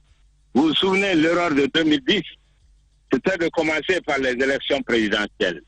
Le président élu, il fait ce qu'il veut et finalement, il empêche le jeu démocratique. Et il faut éviter cela. Maintenant, tout le monde est d'accord de commencer par la base. On fait les élections locales, les législatives avant les présidentielles. Tout le monde. Quand je dis tout le monde, à une ou deux exceptions près. Voilà, tout le monde. Ah, d'accord. C'est bien de corriger parce qu'il y a Sidia Touré qui a un avis différent. Pardon? Je dis que c'est bien de préciser parce qu'il y a quand même Sidia Touré qui est un acteur important de la vie politique, qui a un avis différent, Monsieur le Président. Oui, mais je dis dans sa grande majorité, nous avons constaté qu'il a un avis différent, mais il est minoritaire. Parce que quand même, il faut tirer les leçons du passé. Vous vous souvenez, lorsque le président Alpha Condé a été élu, il a fallu 3 ans pour qu'on puisse faire les législatives. Donc dès que le président est élu, le système lui-même est d'abord biaisé pour commencer. Il faut beaucoup de temps et il ne le fait que quand il maîtrise l'ensemble des contours. Donc cette fois-ci, aussi bien la jeune que la plupart des acteurs politiques, nous sommes d'accord qu'il faut commencer à la base et finir par les élections présidentielles. C'est ça qui est logique. Voilà. On ne va pas recommencer toujours les mêmes erreurs, quoi. Allez-y. C'est-à-dire, il y en a aussi, il y a des idées qui émergent pour parler donc de coupler ces élections. Est-ce que vous pensez effectivement qu'on est en mesure donc de coupler les législatives et les présidentielles? Non, ce dont il était question, c'était de coupler les élections locales et les législatives. C'est ça qui sont de même nature à peu près, mais les élections présidentielles, on peut les organiser toutes seules. Donc on aura 2 élections en gros. Il faut faire les élections locales avec les législatives et les élections présidentielles ensuite. Après avoir organisé le référendum, bien sûr, qui est le premier scrutin. D'accord. Docteur Kaba, quel type de gouvernement il nous faut pendant cette période de transition? Et pour le Premier ministre qui doit finalement le conduire, est-ce que vous suggériez que ce soit lui qui forme son propre gouvernement? Parce que on l'a vu ces derniers temps, ce n'était pas le cas. Non, c'est un peu compliqué de le dire parce qu'il ne connaît pas la Guinée de l'intérieur. Alors, ça va être les lobbies qui vont venir lui raconter souvent n'importe quoi. Je pense qu'on ne devrait pas le laisser seul former le gouvernement. Généralement, il le fait avec le président de la République. Sur le plan personnel, je crois qu'il est très compétent. Comme je l'ai dit, il a l'habitude d'animer les équipes. Mais puisque pendant longtemps, il n'a pas vécu en Guinée, je pense que ça devrait se discuter. Voilà. Docteur Ousmane Kaba, président de PADES, en direct ce matin chez les GG. Merci beaucoup, docteur. Et puis, en tout cas, on vous l'attend ici, dans le studio. Les grandes gueules continuent sur Espace. Radio Espace, les grandes gueules. Leur spécialité, c'est la démesure totale. Tant qu'ils ne changeront pas, nous ne changerons pas non plus. Les grandes gueules, à suivre tous les jours sur la radio d'opinion. Radio Espace. L'idée des grandes gueules n'est pas d'être un petit village, dans sa fierté, face à tous les autres journalistes qui auraient renoncé. Ce que, de plus, nous ne croyons pas. Notre idée est plutôt de faire école, d'aider tout le monde et de constituer un laboratoire utile à tout le monde.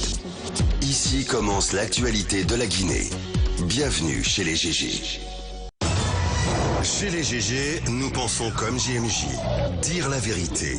La vérité, qu'elle plaise ou qu'elle blesse, est une pertinente attitude de sagesse. Le journalisme est la plus grande aventure humaine car il est mission, passion, vision, interrogation, immersion, quête de vérité et conquête d'objectivité. Écoutez les GG tous les matins sur Radio Espace en simultané sur Espace TV, Espace Région Bokeh, Labé, Zérékoré, Kindia sur 99.7, Cancan sur 99. Les grandes gueules sur Espace, les GG, les grandes gueules, Radio Espace Guinée. Notre démocratie, la démocratie guinéenne, qualifie de basse intensité le fait que ces hommes, quand ils sont dans l'opposition, font d'abord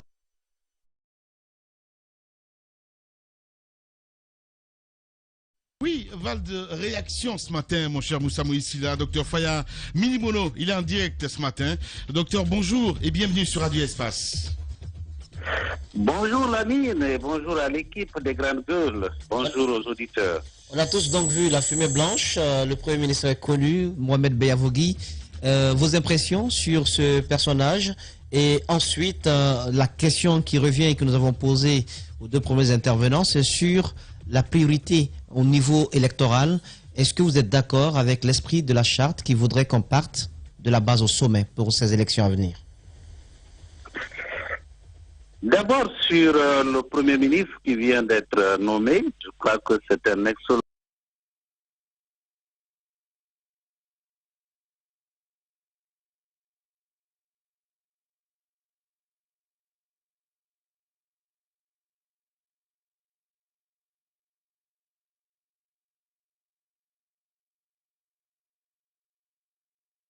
Question qui revient et que nous avons posée aux deux premiers intervenants, c'est sur la priorité au niveau électoral.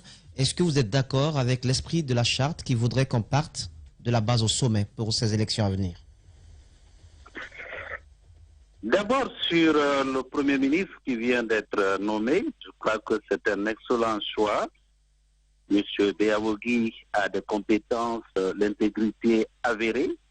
Il a une expérience internationale très riche.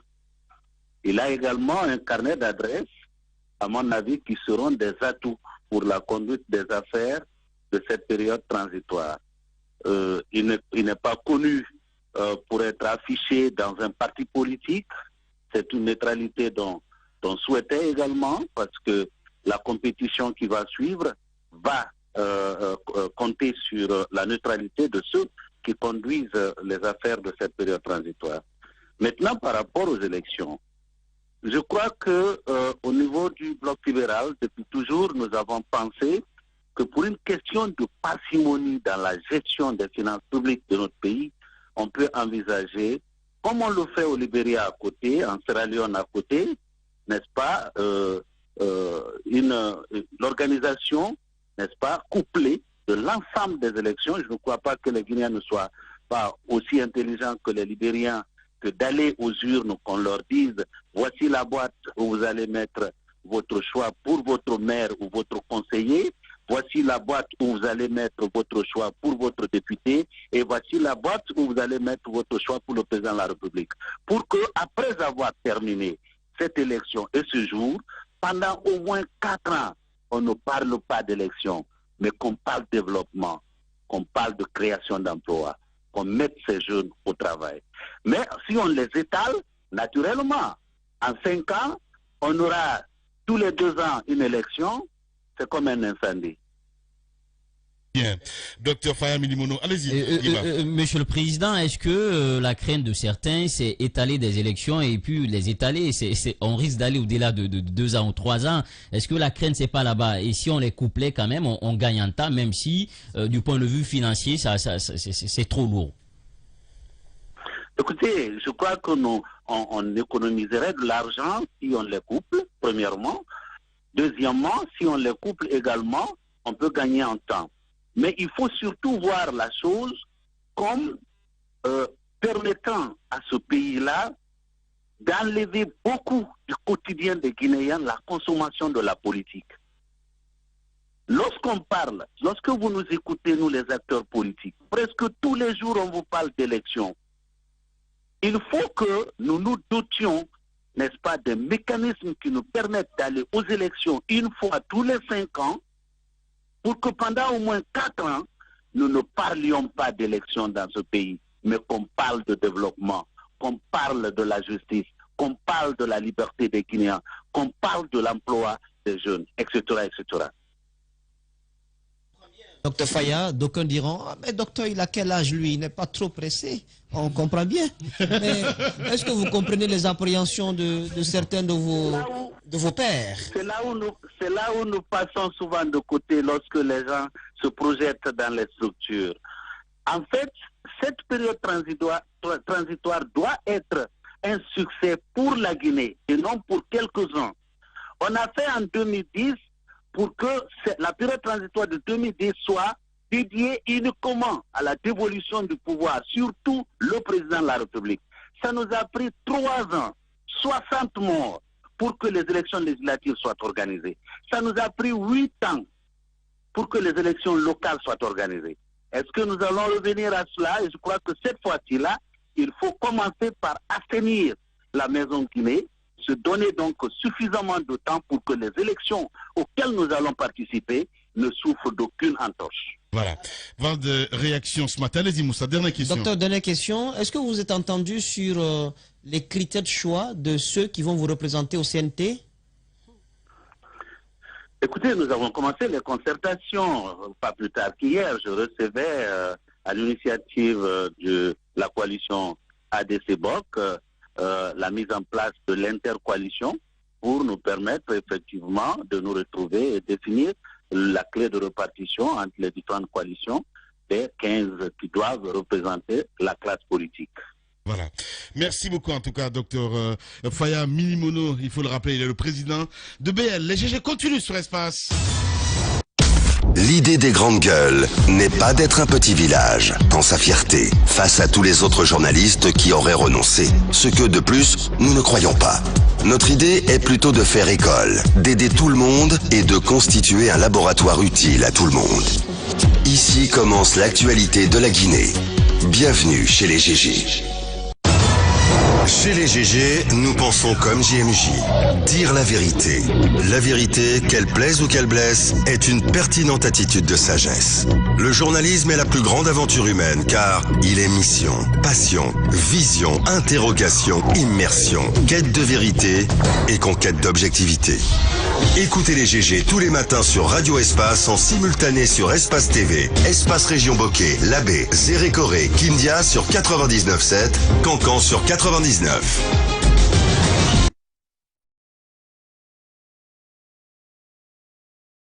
On parle dans cette émission les GG sur Radio Espace. Je le disais tantôt, l'audio du magistrat donc qui fabriquait des charges continue de se concentrer les attentions à la suite du juge Alphonse Charles White. D'autres acteurs réagissent au scandale provoqué par la diffusion du fichier sonore. En l'occurrence, sur le parcours du procès ayant conduit à la condamnation de Fonike Menguer. Vous le voyez à l'écran, évidemment. C'est une grande gueule, maître Salifou Béavogui, avocat du FNDC. Il est notre invité ce matin, mon cher Moussa Moïse Silla. Mais d'abord, nous allons repartir sur le terrain. Mais signale-t-on, c'est qui nous allons avoir? Maître, voilà, allez, Carno Suleiman Baldé, c'est bien cela. Bonjour et bienvenue. Bonjour. Bienvenue sur Radio Espace et sur les GG, allez-y. Alors, vous avez suivi, comme la plupart des acteurs du droit, la diffusion sur nos antennes d'un fichier sonore qui incrimine un juge bien connu, le procureur Sidi Souleymane Ndiaye. La question bien simple, c'est comment vous accueillez ce son-là, de l'écouter en comparaison à d'autres acteurs qui trouvent qu'il ne devrait jamais y avoir sur l'espace public une telle diffusion. Vous savez, il y a certains de nos concitoyens qui sont étonnés par rapport justement à ce qu'ils ont entendu pendant cet audio, mais nous le savions, puisque nous le vivons quotidiennement devant les cours et tribunaux de la République de Guinée.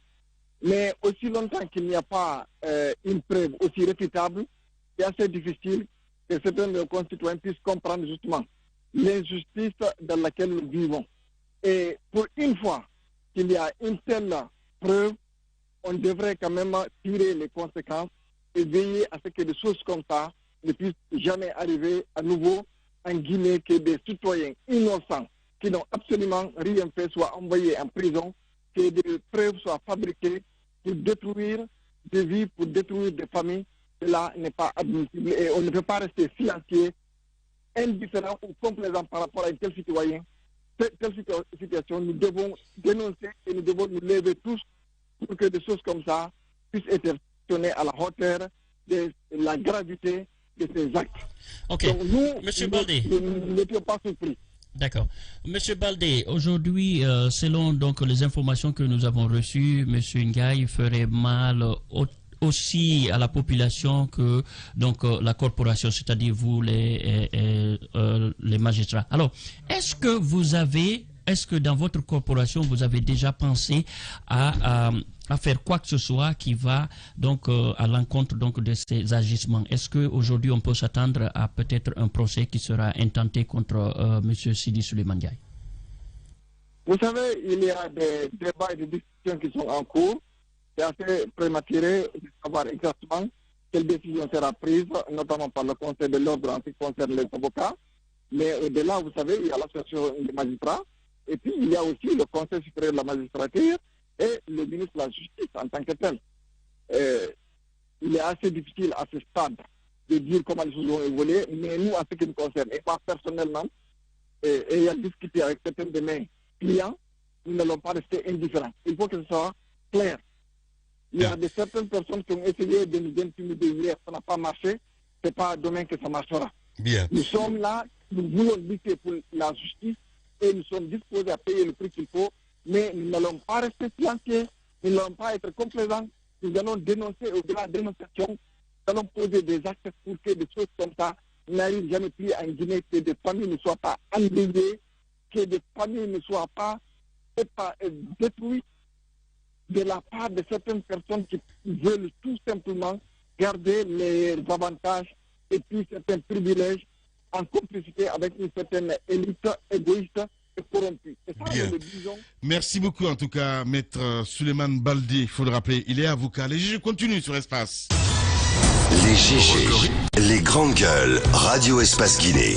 Notre démocratie, la démocratie guinéenne, qualifie de basse intensité le fait que ces hommes, quand ils sont dans l'opposition, font d'abord semblant d'en avoir pris conscience, puis font l'inverse de ce qu'ils avaient promis une fois arrivés au pouvoir. Restons vigilants, car le pouvoir, c'est vous. Sur Radio Espace, mais aussi sur Espace TV, avec cette précision, hein, voilà, du côté de l'UFR, on nous signale. Bonjour, la précision importante, le président Sédia Touré n'a pas dit qu'il faut aller directement à la présidentielle. Il dit de ne pas partager l'idée d'organiser les élections pour élire les chefs de quartier et les chefs de village. C'est une question complexe et compliquée. On l'a vu lors des dernières locales, dont les chefs de quartier n'ont jamais été installés. Donc, c'est une précision évidemment du côté de l'UFR. Non, mais il faut quand même reconnaître que ce n'est pas la première fois que l'UFR mette cette question sur la table. Il a voulu qu'on ne politise pas jusque dans les familles. Rappelez-vous, lorsqu'on parlait des élections dans les quartiers, il a dit qu'on ne peut pas ramener tout de même la politique jusqu'au niveau des familles. Il fallait faire attention. Non, à mais cela. sa réponse n'a pas été précise à ce moment, parce que la question qui lui a été posée, c'était de savoir est-ce qu'il est pour qu'on commence de la base au sommet. La base, s'il excluait les quartiers, il aurait pu dire oui, je suis pour qu'on commence par les locales, les législatives et on termine par la présidentielle. Voilà, mon cher ça n'a pas été précisé. Bien sûr. Oh, Jacques. Alors, Jacques, on a notre invité en bas. Voilà. Notre invité est là, Maître Béavogui. Merci. C'est Maître Béavogui. Oh, Maître Béavogui. Ah non, c'est sincèrement, je pense que... Maître Béavogui, c'est la soupe. On va manger. Vous êtes cousin Vous êtes cousin Vous êtes quoi avec... les Béavogui? Non, mais tous les Béavogui sont... Mon grand frère. Voilà. Tous les Béavogui sont ensemble. Béavogui, Sobragui, tout est même chose. Alors, moi, je veux... Attends, mais Moussa. Non, laisse-moi finir. C'est un vrai grand frère ou c'est un grand frère de Massanta? Vrai grand frère. Ok. D'accord. Donc, Maître Béa, à l'image de Maître Mohamed Traoré, à l'image de bien d'autres avocats, Maître Baldé qu'on vient d'écouter, et bien d'autres, ils ne sont pas assez nombreux, mais ils ont été des avocats qui ont lutté pour des causes nobles. Il faut quand même s'en souvenir, pendant cette histoire de 3e mandat, ça a été chaud pour beaucoup d'entre nous, y compris moi-même qui suis ici.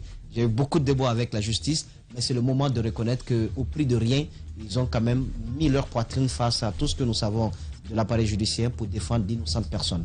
Maître Béa, donc encore une fois, mes remerciements, parce que je ne peux pas quand même aller au-delà de cela. Vous êtes notre invité ce matin, Moussa. Oui, mais c'est important. Comment vous avez vécu ça? C'est un peu le c'est un peu les honoraires d'un bon avocat. C'est comme ça que je le paye. Alors, Maître Béa, votre avis sur le document sonore qui a été diffusé sur nos ondes. Vous avez écouté ces échanges entre Sidou Suleiman Ndiaye et le juge Charles Wright. La réaction également du juge Charles Wright. Au lendemain, beaucoup d'attaques contre le juge venant, ce qui m'a étonné, de sa propre corporation. Il se murmure qu'il y a un dossier qui est déjà en cours pour que ce juge soit suspendu. Alors, votre avis sur cette actualité? Est-ce que vous avez été surpris? Est-ce que vous avez été surpris? Voilà, je vous remercie. C'est ma première fois d'être parmi vous. Je suis en studio, oui. Je suis très heureux et réconforté. Je vais tout droit au but. C'est vraiment décevant. C'est déshonorant. Et pour nous, c'est inacceptable. Parce que les contestations relatives au refus d'une nouvelle constitution et au 3e mandat, ces contestations ont été émaillées d'arbitraire et d'injustice. Mais la justice a été à l'épicentre de toutes ces multiples violations des droits de l'homme et qui débouchent malheureusement sur l'audio qui a éclaté au grand jour et qui ne restera pas sans conséquence. J'ai été au cœur de la défense de presque tous les militants, les sympathisants, élargis aux activistes de la société civile, les syndicalistes, les journalistes. Et j'étais toujours là pour les défendre. Mais j'ai toujours dit que les dossiers politico-judiciaires étaient des dossiers qui étaient dans les tribunaux, mais les décisions étaient prises ailleurs. C'était des dossiers politisés à outrance, des dossiers dans lesquels la justice ne servait que d'interface, que d'intermédiaire. J'ai toujours dit que c'est des dossiers vides, montés de toutes pièces. Et l'objectif, c'était de rechercher, persécuter, intimider, arrêter, emprisonner, voire éliminer, même s'il faut, physiquement, toutes les personnes qui n'avaient pas la volonté d'aller vers la révision constitutionnelle imposée et décriée, et le 3e mandat. Monsieur Omar Sylla, alias Monique Manguer, a été une figure pour de cette lutte. Donc il était déjà dans le collimateur, hein, comme nous tous d'ailleurs. Donc la première fois, il est passé ici sous les grandes gueules. Oui. Il a parlé de la situation des Érécorés que nous avons vécue. J'ai été plusieurs fois à Zérekoré. Il y a eu des morts. Quand il y a eu des morts, on a préféré poursuivre les victimes et laisser les présumés auteurs. Donc une liste avait circulé, il a parlé de cela ici. À sa sortie, il a été interpellé de façon brutale et violente. Parce que j'avoue que j'ai vu beaucoup de choses, j'ai vécu beaucoup de choses, j'ai entendu beaucoup de choses ces dernières 10 années. Je me propose même d'écrire un livre, La justice de mon pays, de 2010. Interpellé, sans preuve, sans motif. Il a passé quelques heures à la police, il a été déféré. J'étais là ces jours-là. J'avoue que le procureur n'avait aucun élément, absolument rien. Il est resté 2 heures du temps, j'étais avec Fonike et les officiers de police judiciaire, parce qu'en réalité, le code de procédure pénale, les dispositions de forme n'intéressent pas les procureurs quand il s'agit des affaires politiques. Alors, sur le procureur est resté longtemps, il ne pouvait pas trouver une infraction. Il rentrait, il sortait. D'un seul coup, il dit, ah, Dieu merci, ce que je recherchais, j'ai trouvé. Après plusieurs coups de fil, quoi. Ouais. Bon, désormais, je vous poursuis pour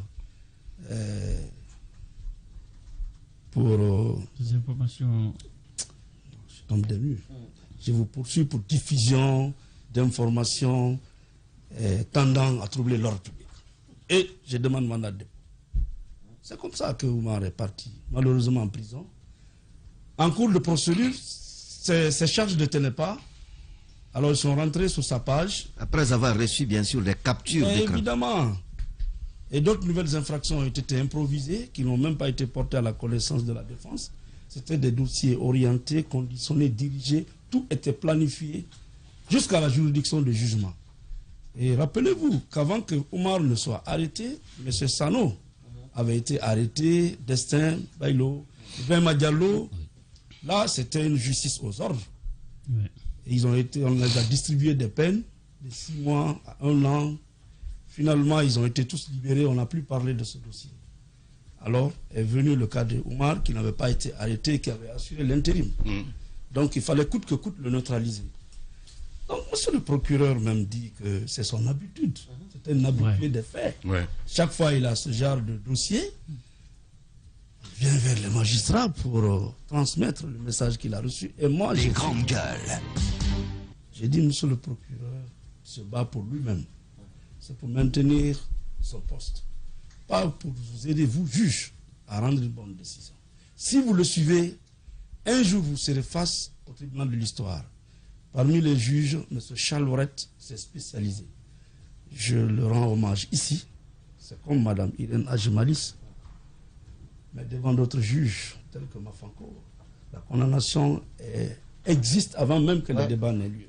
Donc, nos clients ne sont pas là. J'ai cherché à les rencontrer, mais on m'a dit qu'ils sont du côté de Dakar. Je pense dès qu'ils vont rentrer, nous allons nous retrouver et tirer toutes les conséquences, comme l'a dit d'ailleurs Maître Thierno Souleymane. Oui, maintenant... Avant peut-être de quitter ce cadre, moi je voudrais vous poser une question sur la forme. Aujourd'hui, beaucoup semblent indiquer que d'abord, Charles Wright n'était pas censé enregistré, et si c'est enregistré qui n'était pas censé permettre la diffusion, est-ce qu'aujourd'hui juridiquement il risque quelque chose?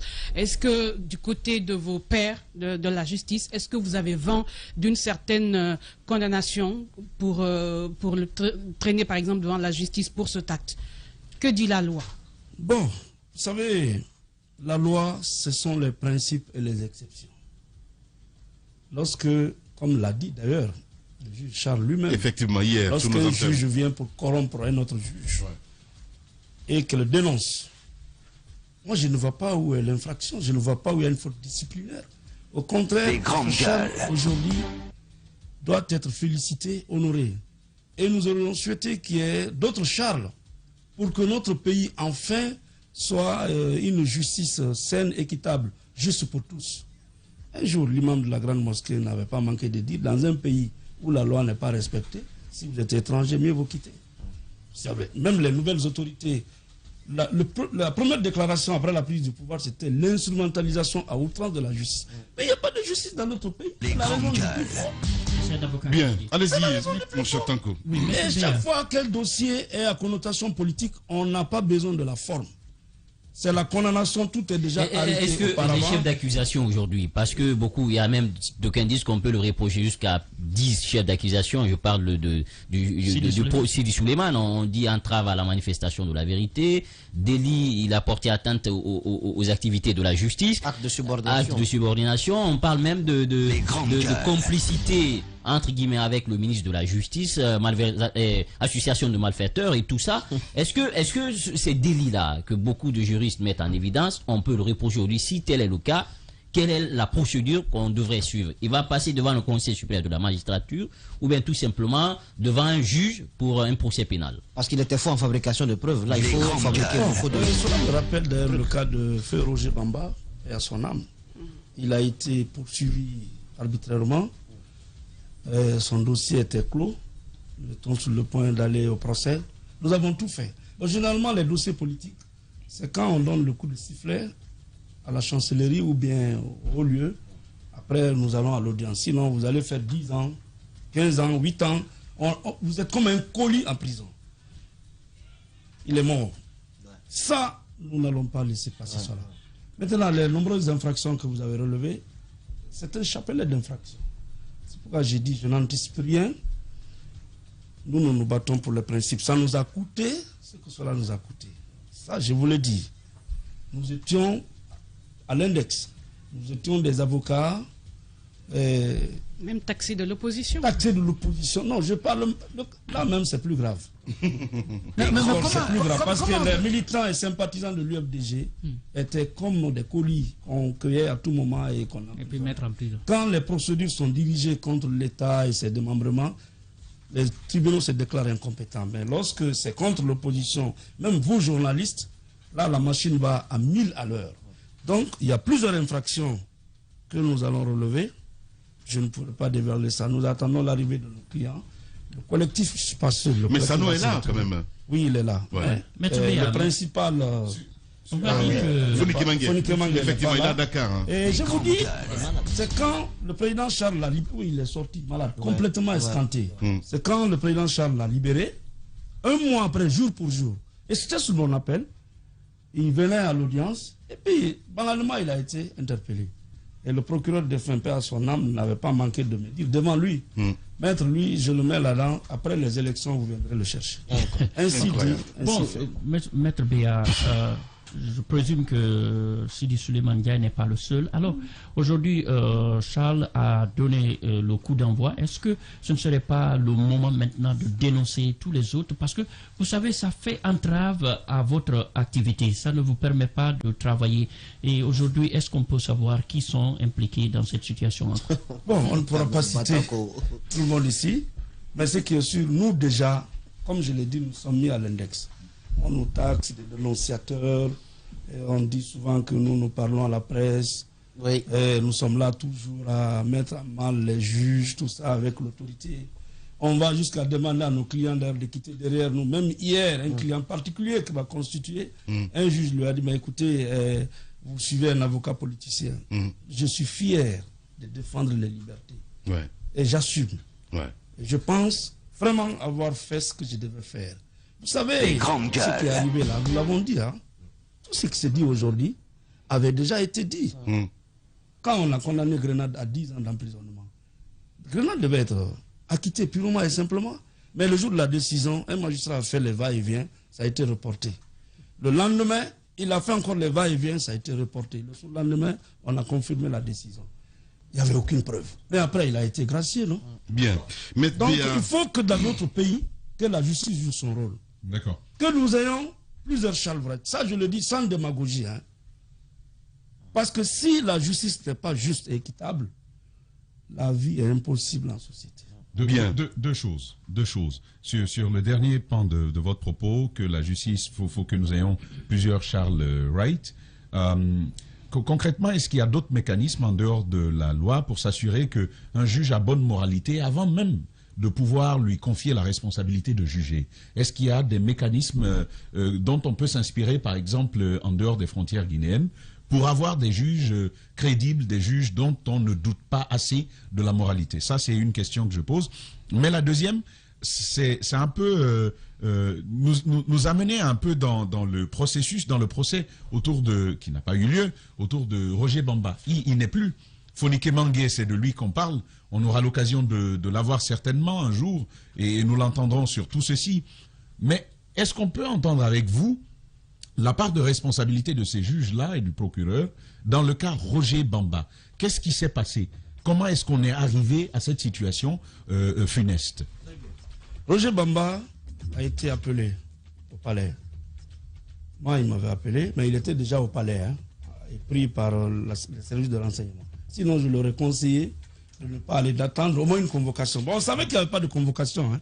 Les dernières 2 années-là, toute la journée, un policier pouvait te poursuivre dans la rue. Je ne sais pas si ça continue maintenant. Et à un moment, on tombe sur vous. C'est comme ça que Chekouya a été interpellé. C'est comme ça que Bella a été interpellé. Nous avons dénoncé en disant un jour, un cardiaque va mourir entre vos mains parce que vous allez tomber sur lui. Bref, Roger a été interpellé. Il n'y avait rien dans le dossier. Avec Souleymane Kondé qui est venu des États-Unis et Youssouf Dubaté qui était venu de Sigiri. On les a mis ensemble. Le dossier était clôturé. Mais quand un dossier est clôturé, renvoyé à l'audience, il faut juger. Pendant 4 mois, les traces sont là encore. J'ai écrit, on a écrit, nous avons tout fait. Le procès n'a pas été organisé. Entre-temps, il est mort. Donc il n'a pas eu droit à justice. Par la suite, ces 2 co-prévenus ont été condamnés chacun à 1 an d'emprisonnement. Finalement libérés. Mais au moins ils sont en vie. Si le procès avait eu lieu, Roger allait savoir ce qu'on lui reproche, est-ce qu'il est coupable ou pas. Donc, quelque part, la justice a une responsabilité. Qu'est-ce qui s'est passé? Qu'est-ce qu'on vous a répondu quand vous avez écrit? Qui devait prendre la décision d'ouvrir le procès? Que s'est-il passé? Celui qui ouvre le procès, c'est le procureur de la République. C'est lui qui enrôle. Mais les dossiers, il n'a jamais voulu enrôler ces dossiers. Bien. Maître, merci beaucoup en tout cas d'être passé ce matin chez les GG sur Radio Espace. On aura évidemment le temps d'évoquer cela. Peut-être même un documentaire. Ce serait intéressant parce que je trouve un peu à l'œuvre d'Iwa Milimono. Voilà. Le félin. Allez. Grand merci à vous tous. Grand merci à Kamba Zakari Milimono évidemment qui prépare cette émission. Assisté de Jacques Lewaleno, à tous nos techniciens en régie. Kabine Kondé, Mamoudou Kondé, Mafata Sano. Demain, c'est Tamba que vous allez retrouver évidemment au commun de cette émission. On se retrouve lundi. Prenez soin de vous. Allez, à lundi. Au revoir.